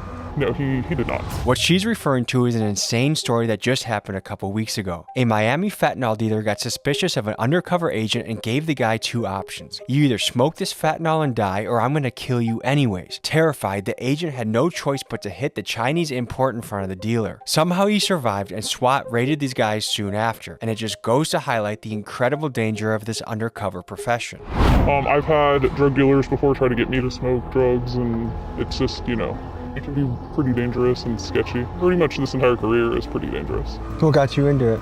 When I was little, I really liked the show Cops. Okay, and I'm not from Jacksonville, but when I was little, I used to watch the episodes, and I remember as a kid seeing the Jacksonville Sheriff's Office episodes and being like, that area in particular, I don't know why, stuck with me, and I was like, that looks like a pretty crazy place to live or work or whatever. We talked to, prior to making entry, we're talking to patrol to provide us with their information that they collected upon their initial response. We're talking to any next of kins that are on scene, and we're also talking to any complainants or witnesses. We're just trying to gather what happened before police were called to the scene. For this particular structure, the room where the victim was located is from the back. You guys can follow me and we'll go inside.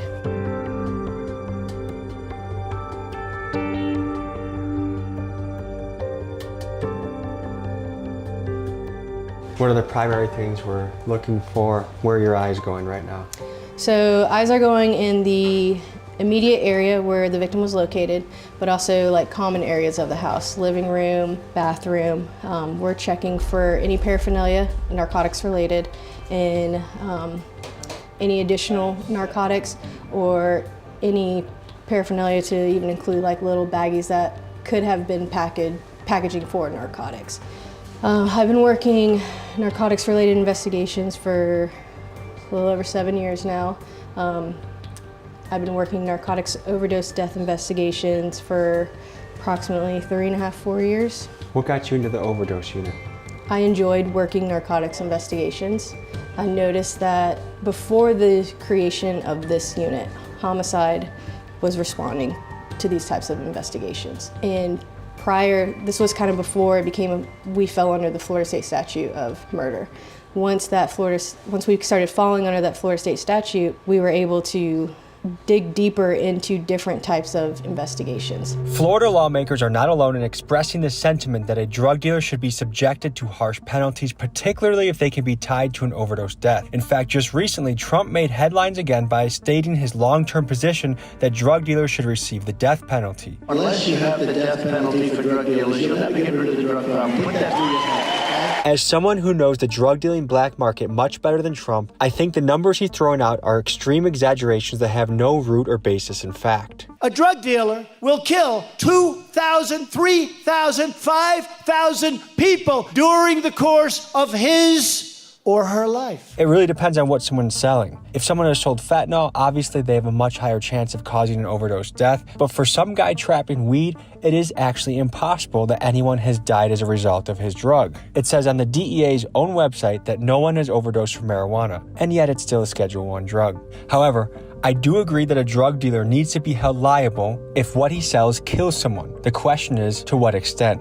What do you guys think in the comments? Should a drug dealer be given a death sentence if they cause an overdose death? I found interest in not only giving closure to the family of the victims, but putting all the pieces together to try and determine who actually sold illegal drugs to the victim. How many calls like this a week do you typically respond to? The overdoses, they come in waves. There are times that we can get 10 in a week. There are times that we can get 0. There's no way to determine how many call outs a week that we're going to get. Crime scene units here, the narcotics overdose detectives are here. They are taking photographs, they're looking around, pointing out or trying to locate any evidence that may be narcotics related. They are waiting for the medical examiner's office to arrive. Once the medical examiner's office arrived, that's kind of where we're now dividing into like 2 investigations, but we work very close together. Like I said, I think the more information we get out there to the public, make aware that it's not only fentanyl. Yes, fentanyl, that's what we're hearing in the news. It's a dangerous, deadly drug, but any illegal substance can cause a death. Well, thank you for what you do. Yeah, thank you. Some Americans would say, hey, alcohol is legal. Alcohol has a lot of problems. I mean, if you look at domestic disputes, violence, fights, drunkenness, DUIs, yeah, that's a huge multi-billion-dollar industry. Why should weed be any different? Because why add to it? But why add to the problem that alcohol already causes? Because prohibition doesn't work. The war on drugs has not solved since the 70s the issues of drugs in our community. So let me ask you this question.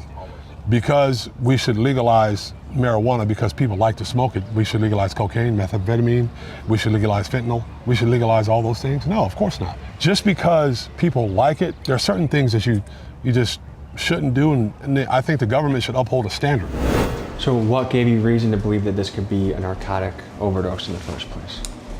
So, based off the evidence that is located at the scene of a death, so for this particular incident, there is narcotics paraphernalia and additional narcotics on scene. We cannot on scene determine the cause of death. That will be for the medical examiner's office investigation. Because of the evidence that is located on the scene, we want to get a jumpstart on our investigation.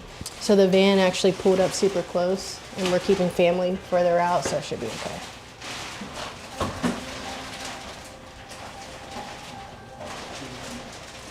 I don't know how you guys do this day in and day out. I suppose just like anything. The more that you see it, the more that you adapt to it. And like I said, with these investigations, it affects the family more than anything.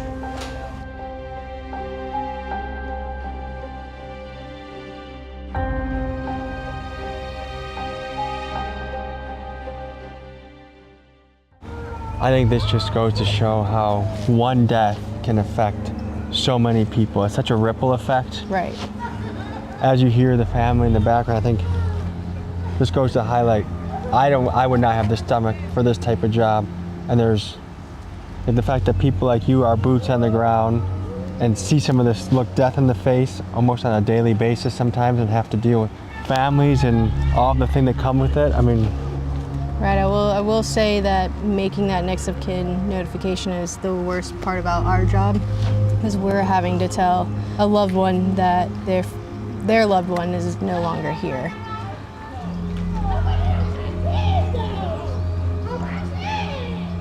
What I've seen in my own family, and there's not one person that with the reach drugs has, you could be in a mansion or you could be in the poorest of the poor.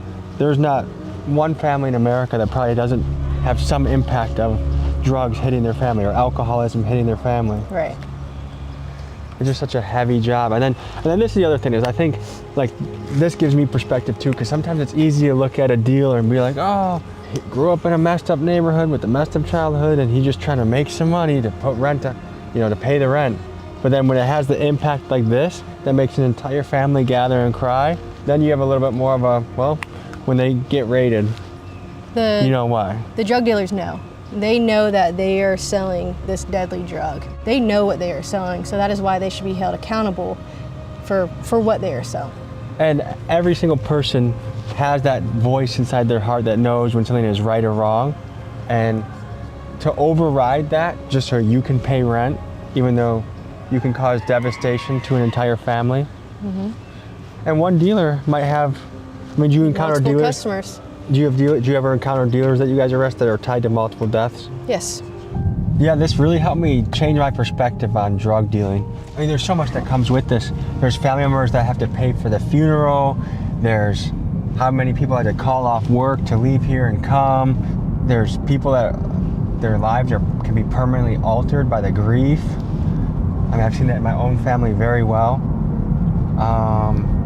Just in today's episode, the fact that a dad is selling crack cocaine next to his baby, and then we land in this scene over here when he's passed away and the family's crying, like, you gotta raise your standards a little bit. It makes me thankful, for the detectives that have to collect bodies and investigate, and then the people that have to risk their life to go undercover to do the work to catch these guys. That's more of a risk than most of us are willing to take. It's an honest job, it pays the bills, and these are people that go to bat for us in our community. So, really interesting perspective of how Jacksonville is fighting the flow of drugs through the city. That was a deep dive into the world of Jacksonville crime fighting on the drug division, their narcotics division. Thank you for joining. The support's amazing. I appreciate you guys. I'll see you next week. Thank you. Folks, you just saw a glimpse of what Jacksonville law enforcement does. And next week, we'll dive even deeper, doing a night patrol episode that involves a kidnapping call, going out on a mission with a K9 unit, catching a live burglary in action, and much, much more. We will also take a deeper look at the secret sauce that has driven Jacksonville to be a place where the homicide rate has dropped in half, something that is nearly unheard of. I got it, man. This is the Jacksonville Sheriff's Office. We have a search warrant for the resident. Our Our objective is to go find people that are alive on Instagram flexing with guns. Once we can find out where they actually are, it's a good tool to go and pick them up. All right, it's go time. Here we go, boys. Inside of the residence! Come outside with your hands up!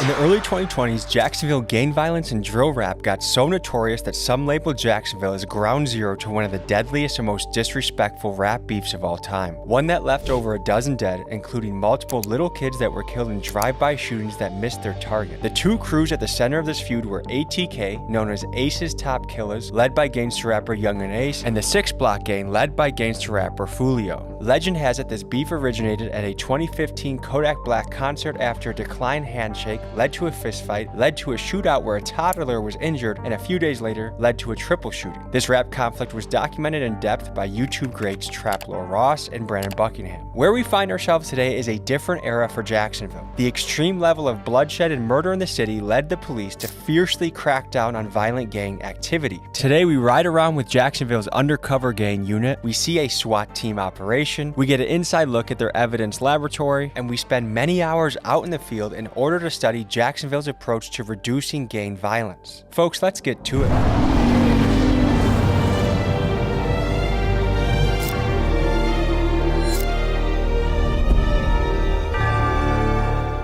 I know last year a lot of what we talked about is the numbers going down when it comes to the shootings and all, and the homicides. That's moved up a little bit. But here's why. We've had 2 people over the past 2 weeks that got arrested for murdering their mothers. The Jacksonville Sheriff's Office says he killed his mother after an argument. The victim, Dulce Martinez, was found unresponsive in the apartment and later died at the hospital. Former college basketball player accused of killing his mother in Jacksonville. Authorities were called to that gruesome scene Monday, found 51-year-old Erica Winford unresponsive. And until y'all can start figuring out how to solve people, from killing their parents, or another one was shooting their boyfriend, or another one was a road rage incident, when we're now looking at those numbers of saying, yeah, you can't prevent those. But what we can do is prevent the ones that are out here we know that are on live, that are riding around with illegal guns, riding around with, illegal narcotics in their car. So obviously we've got some drug dogs we can call out on that. So I'm just making sure my guys are where they need to be. If it's something big, real crazy, I'll go home with that stuff to try to bring it in. You're gonna be right in the thick of it, so just be prepared. So if I heard this correctly, our objective is to go find people that are alive on Instagram flexing with guns. We find that they're prohibited or they're not allowed to possess guns, and they are posting with them and continuously flaunting on social media that they have them. And so once we can find out where they actually are, it's a good tool to go and pick them up. To all my rapper friends out there, yes, you just heard right. If you go live on Instagram flexing a switch, or maybe you're a felon showing a gun, it is very possible that your local PD is on a disguised burner account that might look like this, and they are watching what you are doing. I'm someone that's in the streets and I have a hot gun. I do something, I pass it to a friend who passes it to a friend. There's the book, The Sisterhood of the Traveling Pants. This is more like the Brotherhood of the Traveling Gun. Sure. Is that something you guys experience where? It's not unusual to have literally a casing hit to a gun, and the gun has been coming back. So it can pass hands, but we're not DNA. We can't tell you that was the same person. So how often do you get into hot situations? Throughout my career, I've found myself there frequently. Do you think you'll make an arrest tonight? If it's there and we can make it, we will. We don't force arrest, and we don't arrest for petty minor stuff. This is to prevent and stop future violent crime. There's try to prevent shootings, or there's people illegally possessing firearms and drug dealers and stuff like that. So what we do, we call them GVI, the Group Violence Initiative. You'll have police officers doing police work, and all of a sudden we have a major incident that occur. We started our process then, and what we started working on is changing the mentality. The mentality is real simple of whenever you have that incident occur, the old way was to grab a bunch of officers, put them in one area of town, and do what's called a scorched earth. That is just to go out to stop anybody that's moving, Unfortunately, the way we used to do it back then is to give everyone tickets, put everyone in jail for the most minor offenses, and all you're doing is fracturing the relationship with the community. So we wanted to change that, and especially under our Sheriff TK Waters. We don't want to fight with the community. We want to be a part of the community. How long you been doing this? 8.5 years. Yeah. We help out that other team a lot because we have access to unmarked vehicles and they have marked cars, so we can sit in different places where they can't, and people will still continue their criminal activity. And you made a lot of high-profile arrests. I've been a part of some high-profile arrests, yes, along with the rest of the gang unit. We work as a team. Detective Nieder and his unit have played a major role in busting the gang members involved in the ATK and 6 Block rat beef, including most recently arresting 5 guys in a connection to the Fulio murder, and also arresting the 6 Block guys that, while attempting to murder an ATK rival, they shot and killed a 7-year-old. Miguel, you ready to sprint if we need to today? Yep. Do you wish you had a concealed carry right now? Yes, sir.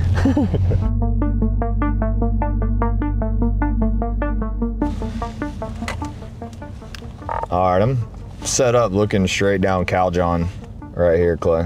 One of them's on an ankle monitor, either him or Delon holding a gun, then we can coordinate. It's amazing that this is part of this is because of Instagram Live. They know we watch too, but we have like burner accounts and people that watch, so. You guys can mimic it well, like it'll be like long live JJ, like free so-and-so, Yeah. free so-and-so, Yeah. like a picture of like a guy that, yeah. We're getting units in place. There's gonna be unmarked guys, there's gonna be some marked police officers, and once everyone kind of descends upon the area, that's when we jump out and action starts. So we're going to wait for the right time, and when we have enough people, we will make the tactical choice, and that's when we'll choose to move in. When you pull them out of that environment and put them in some structure, like they're actually fun kids to be around and they have potential, but there's something about this environment that just, all the cards are stacked in the wrong way and all the choices that are made. You know what's right from wrong, so you have the choice to make those decisions or continue living the life that you live. All right, 2 of them are walking in the cut now. They just crossed over. Here comes the 3rd. One's got like red shoes on, blue jeans, all black, and then there was another one. They should be coming out on the Thomas here in a second. 4th one and the 5th one and the 6th one are all crossing the road now, headed to Thomas. Why not get them when they're on the move? Don't want to waste our contact with them, because then they're just going to be more secretive when they're outside like this and they can run anywhere. But if we can get them locked down into a residence and 10 of us go surround the house, they can't get out of the house.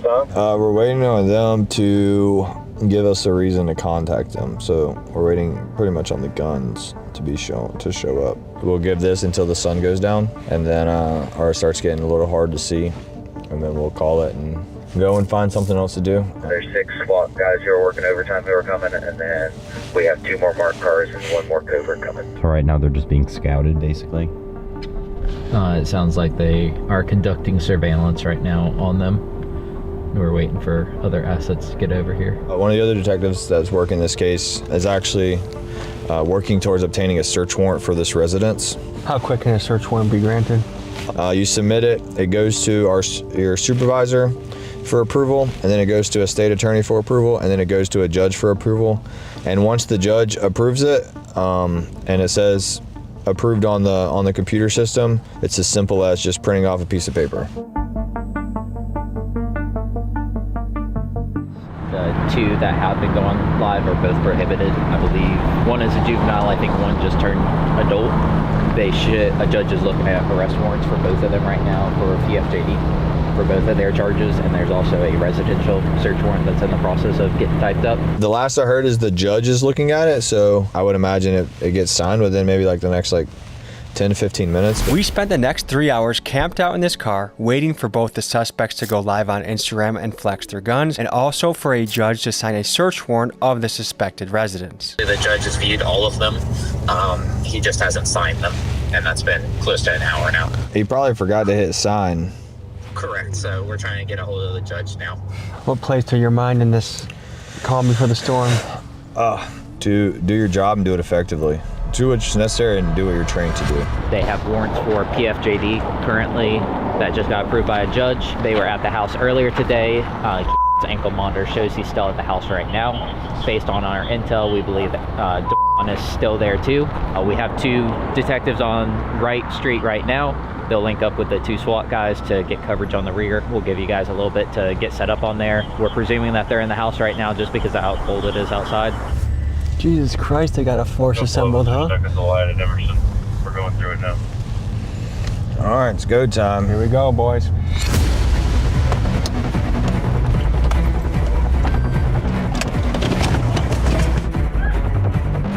All right. Either one of you moves. Do you understand? You're good. I got you now. Place your hands. I got you. I got you. You got down the side. He went back inside. Inside of the residence! Come outside with your hands up! Moving back. Moving back. Residents of Calzone. This is the Jacksonville Sheriff's Office. We have a search warrant for the resident. Come outside to the front door with your hands up and nothing in them unless they're the commands of the officers. One at a time. One at a time. Ma'am, stay right there. Stop. Ma'am, stay right there for me. All right, ma'am, you first. There's like 7 more. All right, lady in the front, walk. Walk to us. Any weapons on you? No, sir. No, sir. All right. I just went inside. Step back here. Step back here. Why I gotta be in handcuffs, dude? Keep walking. Keep walking. What they have to do with me? Turn around. Turn around. Walk backwards. No weapons on you. Turn around. All right, walk back here. We'll just line them up on this charger.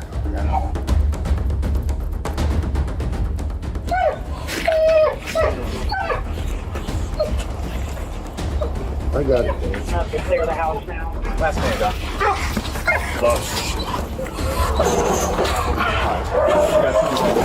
Search warrant. You got a tent back there?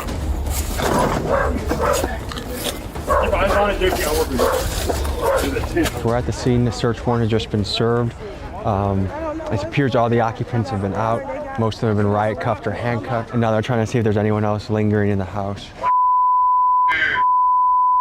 It's an unsettling experience. I mean, we'll see what these guys are wanted for or what's in the house. It's a pretty dramatic experience to be pulled out of your house at gunpoint. A lot of these guys are really young, and if they are guilty of something, they're looking at probably a lot of time. In a functioning society, you want your young men to be productive and happy and making moves and having kids and having families and having good professions. So it's shitty seeing kids lined up and cuffed, and who knows what their next step is. The family chihuahua.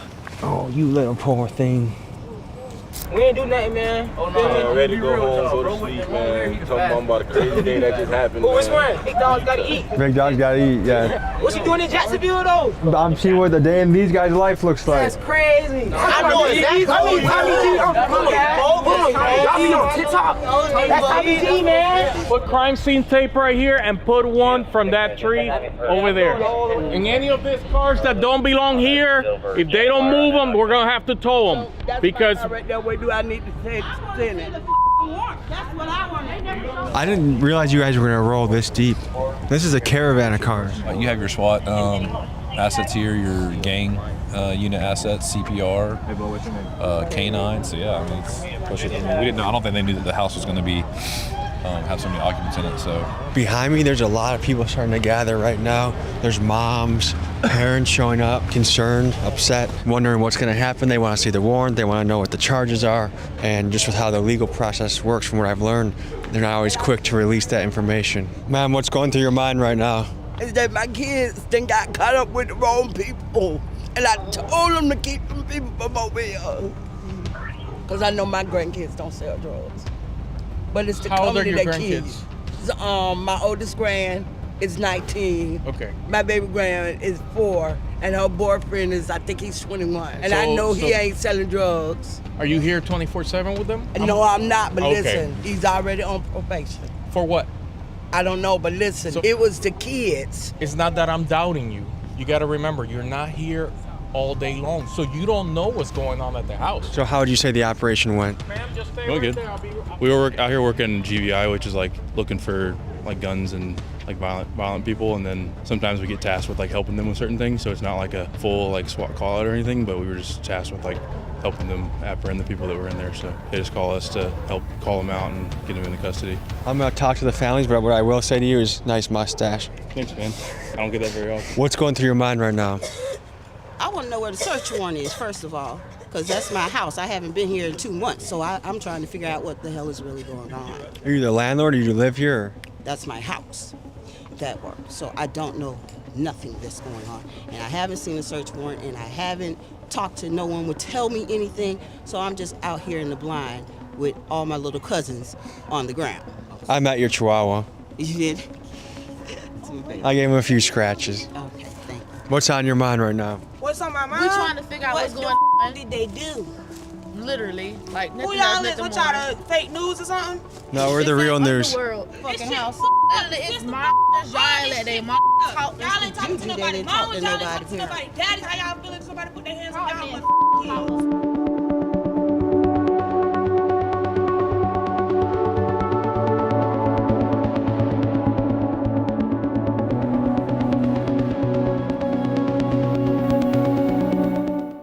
They've been watching the house for a while. But I'm saying, what they've been watching though? I don't even be outside. So back and forth, the movement. Remember when I was saying, baby, y'all stop them from coming? Because y'all don't know what people doing out on the streets. And then when they bring it here, that's what the people assume it is. Whether it is or it ain't. But you know where I just came from, bro. That's what I was trying to say. What's going through your mind right now? The officers allowed me to interview a couple of these guys so I could learn what was going on in their head. And remember, folks, these guys are innocent until proven guilty. Shit, we order DoorDash, you feel me? We trying to eat. I come outside, I see a whole bunch of lights. I know the police lights, you feel me? So when I see them, I'm like, damn, that look like the police, you feel me? But our food come down the street, so I'm like, why look like the police just turned? Too quick. I don't know what was going on when I seen them. I seen too many cars. Were you expecting this tonight? Man, hell no. No I wasn't idea. expecting this. I was just child, man. I was on the way to the house, for real. You was just chilling. I just got here. And I hear the dogs in the back barking. I see a bunch of flashlights and shit. So I'm like, man, I don't know what the fuck to do right now. Put your hands up. I'm shocked. I ain't gonna lie, I'm shocked. Do you have adrenaline flowing through you right now? Right now? I feel it in my legs. Are you jittery at all? No, when they first pulled up and we was on the ground, I was shaking, but I wasn't really too much, you feel me? I wasn't too much. I guess I can just tell, here, Jacksonville is not the place to mess around. I've been with these guys the last 3 days. If you're doing something, they're gonna be on you and on you quick. Yeah, this Jacksonville shit ain't it, man. Is this the first time anything like this has happened to you? No, the same situation happened up at the park. It's a park right there. Same situation. And what happened after that? It was me and my friend up there, and the police just blitzed out of nowhere. They just came from everywhere. We had nowhere to go, just like this situation. How long ago was that? December 26th, last year coming up. The same police officer, December 26th. Did you do a jail time? I was a jit then. I was 17, so I only had to do 21 days and 2 weeks on probation and go back and do 15 days. It blows my mind to think the first time wasn't a wake-up call, though. Why was that not a wake-up call? See, if you like that, shit, you might have a wake-up call, but you fall in. Like you said, Jacksonville a crazy place. You'll wake up and see that shit every day. How many of these would it take for it to be a wake-up call that, hey, I gotta think about something else for my life? We really wasn't doing that, so I say we already woke up to it, cause we wasn't doing nothing. We ain't have nothing on us. I don't even know why I'm in handcuffs right now. They said I got a warrant. I don't know what warrant I got. There's nothing sadder than to see a young man full of potential spending his best years of his life behind bars, where you could be doing so much. You ain't trying to do that shit. Do you think about that? Yeah, I think about that shit sometimes. Think about it every day. All the time, shit. Be real with you. You don't want to be in there. Is there any message you'd want to send to a family member? A message. I love you, sis. I love you, brother. And all my family and all the guys, I love y'all. Take this as a wake-up call and do something important with your life. Do something positive with your life. Because life behind a cage is not. Yeah, no, that shit how you miserable, all type of shit, bro. That's for lions and. Man, that shit really ain't for nobody, bro. That shit. For nobody, that shit how you going crazy, bro. For real though. Is there anything else you want to say? Congratulations, I'll be watching your. I appreciate you, man. All right, fellas. Any final thoughts? Boy, I love Jacksonville. Free all the guys, man. Please, free all the guys. Free all the guys. I love y'all boys, man. Long live the guys, man. Long live Tyreek, man. Appreciate you guys. Yeah, no problem. Thank you. How much would you attribute fatherlessness to some of the problems we're seeing in our community? I think it's huge. You need an emotional side from a mother, and you need dad who's going to be there to be a disciplinarian when the time comes. And when that's missing, I'm saying that's usually what happens in a lot of cases where father's not there. with that, there's something missing. So young men usually try to fill that with something else. Maybe the family of a group of guys that he hangs with that are doing things they have no business doing. Not always the case. I know there's plenty of people that work here right now that grew up in very tough situations that are pillars of the community. What allure do you think a gang has for a young man? One of the things that we do in the gang unit, we also go out and talk to young kids.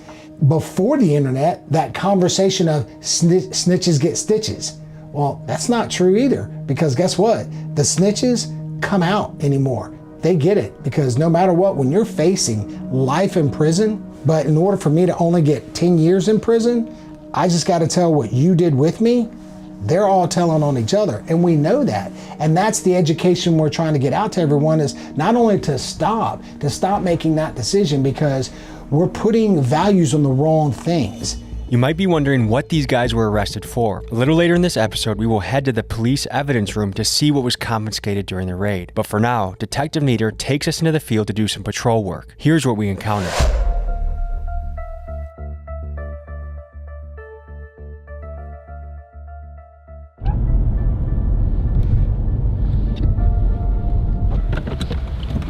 Hey, how's it going? I'm Detective Nieder with the Sheriff's Office. You have your license on you?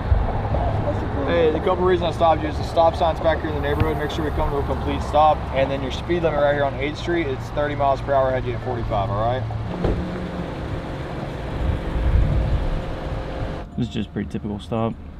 Just looks like a lady trying to get home. How many of these sorts of stops on average does it take to get like one where guns and other stuff pops?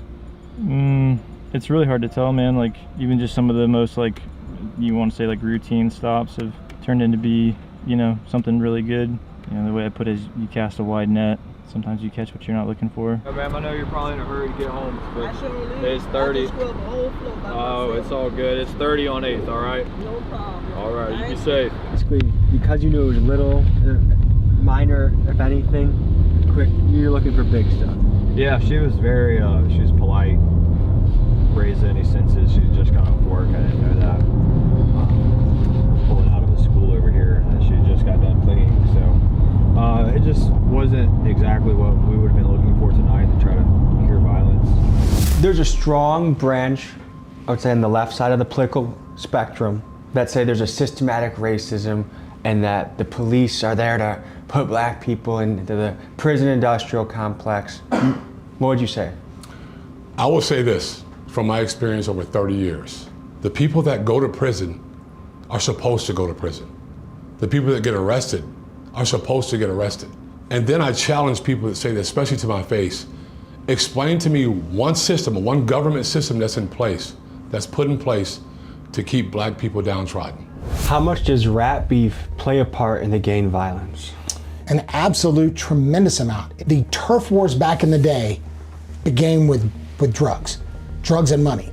These days, you don't have to sell drugs whatsoever to go on YouTube and become a rap sensation. All I've got to do is start talking trash about you. And what do? I'm now gonna come shoot at you. And then my guys are gonna come shoot back, you know, your guys are gonna shoot back at me. And fortunately in Jacksonville, we don't have the traditional, you know, like the Crips and the Bloods. We've got small sects of those, but we don't have the big groups. We have a lot of the younger ones, the hybrid groups. How much does the rap world and the gang world intersect? Most of these gangs do have a rapper that represents the group. Not every one of them do, but most of the gangs here in Jacksonville do. Do you guys ever listen to their songs to get intel on them? Yes. Because will that tell you what kind of guns they have, what kind of people are in the crew?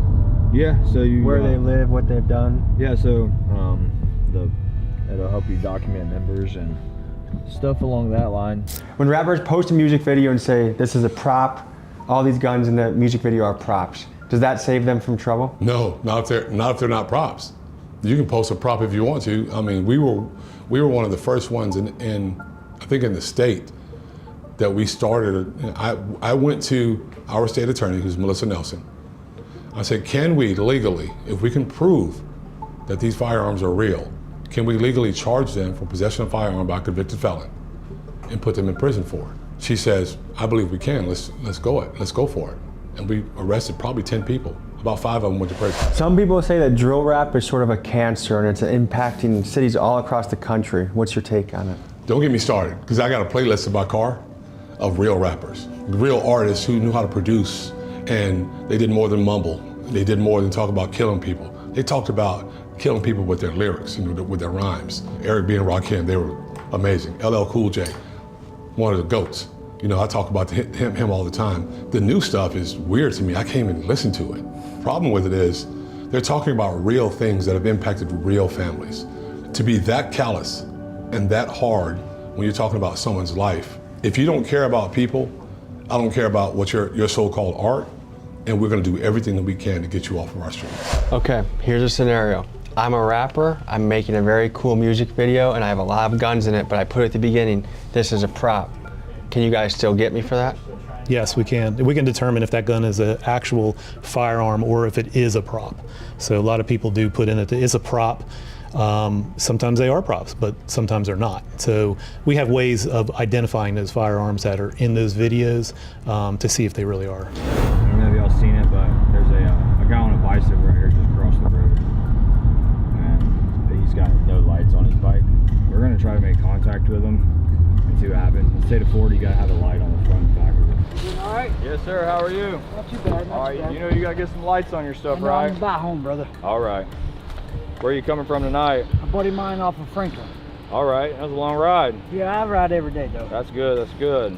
All right. No weapons in your backpack? No, sir. All right. I'm just gonna have you take it off and just set it off to the side. What you got bolt cutters for? I mess with copper. All right. I'm just gonna put this over here by my car. Okay. No weapons on you, right? No, sir. All right. I'm just gonna pat you down. All right. All right. I got no weapons. I promise you, that's flashlight, no guns, no nothing. Nothing in your bag, right? Do you mind if I look? Bottle rocket. Yeah, that's about it. What's up with this zipper? Oh, it's kind of sort of messed up. You got to zip it to the side. It's just the zip tie's holding the top part. Use drugs? Yes, sir, a little bit. Drug of choice? I do. Be honest with me. Ice.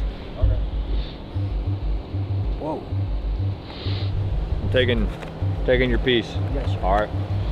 So, you need to get lights on your bike. I don't care if you got to go home and duct tape that flashlight to the front and to the back, but you came across Tallulah right there and all we saw was a reflector. Yes, sir, I'm sorry. Now I'm going. Ride safe. Always. Miguel put the camera by him and he's like, whoa.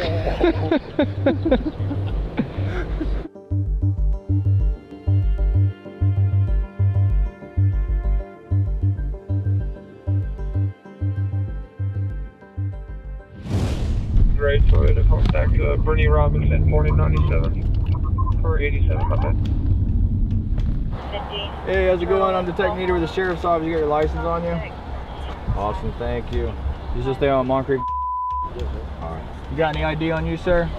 I got a picture of you. Alrighty. Hey, so the reason I'm stopping you is if you're in the front seat, they gotta have their seatbelts on, okay? Oh, yes, sir. Any weapons in the car, guys? No, sir, yeah. Alright, I feel you. Mind hopping out talking to me for a second? No weapons on you? No? No knives, needles? Like, you can get up. I'm gonna hop out real quick. I got no underarms. You good, man? Can I go in your pockets real quick? Alright. You got anything on you that's crazy, man? Anything stuffed in your pants or anything? Nah, I just left the crib. Come on back here with your partner. What's up, bro? How you doing? You have a medical marijuana card? No, sir. No, you smoke hemp products? For who? Hemp? Hemp? Yeah. If you don't know what it is, hopefully you don't smoke it, right? No. Alright, go to the same time.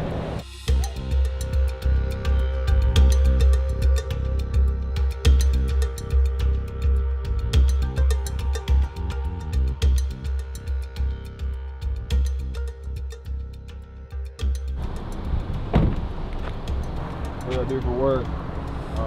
I'm in school. Where you go to school? I just go to EDUB. EDUB? What do you do at EDUB? Play sports? Nah. No? Just go to school? What about you, Mr.?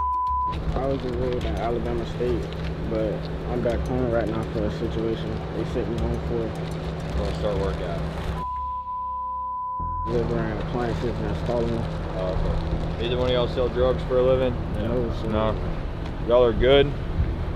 Unfortunately, you're going to lose your marijuana tonight, but it's better than going to jail for it. So I appreciate it. Neither one of y'all are bad kids. Y'all don't have a record, so I appreciate it. Just be straight up honest with it, all right? Yes, sir. I appreciate Everybody's it. not out here to hang me up over some little bit of weed, all right? Appreciate it. Y'all be safe. I'm gonna run to the property room real quick. It'll take us no time. And one of them been arrested for one time financial crimes charge. He completed all of his probation, appeared to be a good kid. They both say they were all enrolled in school. The other one never been arrested.